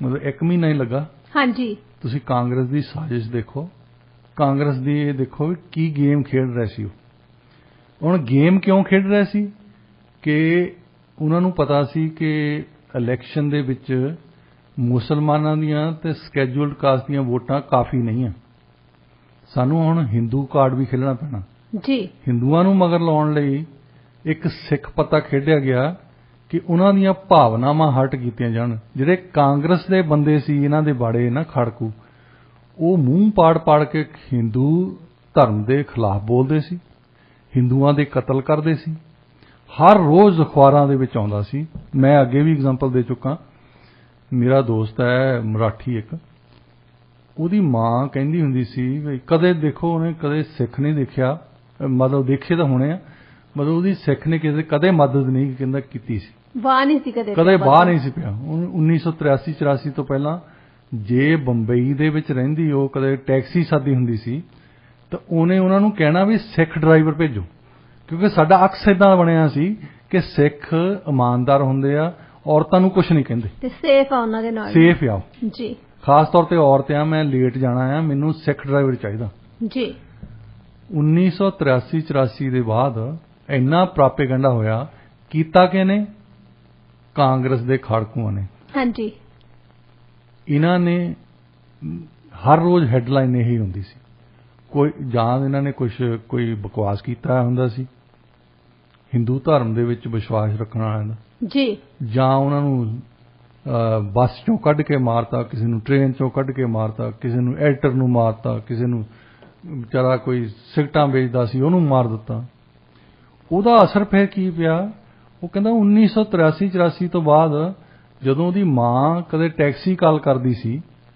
ਤਾਂ ਉਹ ਸਪੈਸ਼ਲ ਕਹਿੰਦੀ ਹੁੰਦੀ ਸੀ ਵੀ ਸਿੱਖ ਡਰਾਈਵਰ ਸਰਦਾਰ ਨਾ ਭੇਜੋ ਉਹਨਾਂ ਦਾ ਅਕਸ ਇੰਨਾ ਖਰਾਬ ਕਰਤਾ ਸਿਰਫ ਆ ਦੇਖੋ ਵੀ ਉਹਦਾ ਬਾਹ ਵਾਸਤਾ ਨਾ ਤਾਂ ਪਹਿਲਾਂ ਪਿਆ ਸੀ ਕਿਸੇ ਨਾਲ ਜੀ ਇਹ ਨਹੀਂ ਵੀ ਉਹਨੂੰ ਨਹਿਰ 'ਚ ਰੁੜੀ ਜਾਂਦੀ ਨੂੰ ਕਿਸੇ ਨੇ ਬਚਾ ਲਿਆ ਸੀ ਤਾਂ ਉਦੋਂ ਬਾਅਦ ਵੀ ਇਹ ਨਹੀਂ ਵੀ ਕੋਈ ਸਿੱਖ ਉਹਦੇ ਕੋਲ ਕੁਝ ਖੋ ਕੇ ਨੱਠ ਗਿਆ ਹੋਵੇ ਸਿਰਫ ਅਕਸ ਬਣਿਆ ਨਿਊਜ਼ ਮੀਡੀਆ ਨੇ ਬਣਾਤਾ ਉਹਦਾ ਅਕਸ ਜੀ ਜਿਹਦੇ ਵਿੱਚ ਸਾਡਾ ਜਿਹੜਾ ਅਕਸ ਵਿਗਾੜਨ ਦੀ ਜਿੰਨੀ ਰੋਲ ਅਦਾ ਕੀਤਾ ਕਾਂਗਰਸੀ ਖਾੜਕੂਆਂ ਨੇ ਨਾ ਜੋ ਇਹਨਾਂ ਨੇ ਕਾਂਗਰਸ ਦੀ ਗੇਮ ਖੇਡੀ ਹੈ ਉਹਦਾ ਲੇਟੈਸਟ ਮਾਡਲ ਜਿਹੜਾ ਆ ਇਹਨਾਂ ਨੇ ਬਹੁਤ ਮਾਡਲ ਭੇਜੇ ਆ ਕਾਂਗਰਸ ਦਾ ਜਿਹੜਾ ਲੇਟੈਸਟ ਮਾਡਲ ਆ ਉਹ ਹੈਗਾ ਗੁਰਪਤਵੰਤ ਸਿੰਘ ਕੀ ਕਹਿੰਦਾ ਉਹਦਾ ਪੰਨੂ ਹਾਂਜੀ ਇਹ ਲੇਟੈਸਟ ਮਾਡਲ ਆ ਕਾਂਗਰਸੀ ਖੜਕੂਆਂ ਦਾ ਇਹ ਬਣਾਏ ਆ ਬੰਦੇ ਇਹਨਾਂ ਦੀਆਂ ਜਥੇਬੰਦੀਆਂ ਬਣਾਈਆਂ ਆ ਉਹਨਾਂ ਦਾ ਸਾਡਾ ਅਕਸ ਖਰਾਬ ਕਰਨ। ਇਹਨਾਂ ਬੰਦਿਆਂ ਤੁਸੀਂ ਦੇਖੋ ਪੰਜਾਬ ਦੇ ਵਿੱਚ ਸ਼ਹੀਦ ਭਗਤ ਸਿੰਘ ਵੀ ਹੋਏ, ਹਾਂਜੀ, ਬੰਦਾ ਸਿੰਘ ਬਹਾਦਰ ਵੀ ਹੋਇਆ, ਜਿਹਨੂੰ ਉਹਨਾਂ ਦਾ ਬੰਦ ਕਟਵਾਤਾ, ਪਰ ਉਹਨਾਂ ਨੇ ਝੁਕੇ ਨਹੀਂ ਉਹਨਾਂ ਦੇ ਮੋਹਰੇ, ਮੁਗਲਾਂ ਦੇ ਮੋਹਰੇ, ਅੰਗਰੇਜ਼ਾਂ ਦੇ ਮੋਹਰੇ। ਹੁਣ ਇਹ ਬੰਦੇ ਆ ਜਿਹੜੇ ਦੀਵਾਨੀ ਨੂੰ ਵਿਕਣ ਲਈ ਤਿਆਰ ਹੈ। ਮੈਂ ਅੱਗੇ ਗੱਲ ਸੁਣਾਈ ਨਾ, ਹਾਂਜੀ, ਟਕੇ ਨੂੰ ਉਹ ਕਹਿੰਦਾ ਹੁੰਦਾ ਸੀ, ਖਰੁਸ਼ਚੋਵ ਕਹਿੰਦਾ ਸਾਨੂੰ ਇੱਕ ਕੋਪ ਦਿੰਦੇ ਹੁੰਦੇ ਸੀ ਗਾਲਾਂ ਕੱਢਣ ਨੂੰ, ਤੇ ਇਹ ਇੱਕ ਕੋਪ ਲੈ ਕੇ ਗਾਲਾਂ ਕੱਢਦੇ ਜੀ।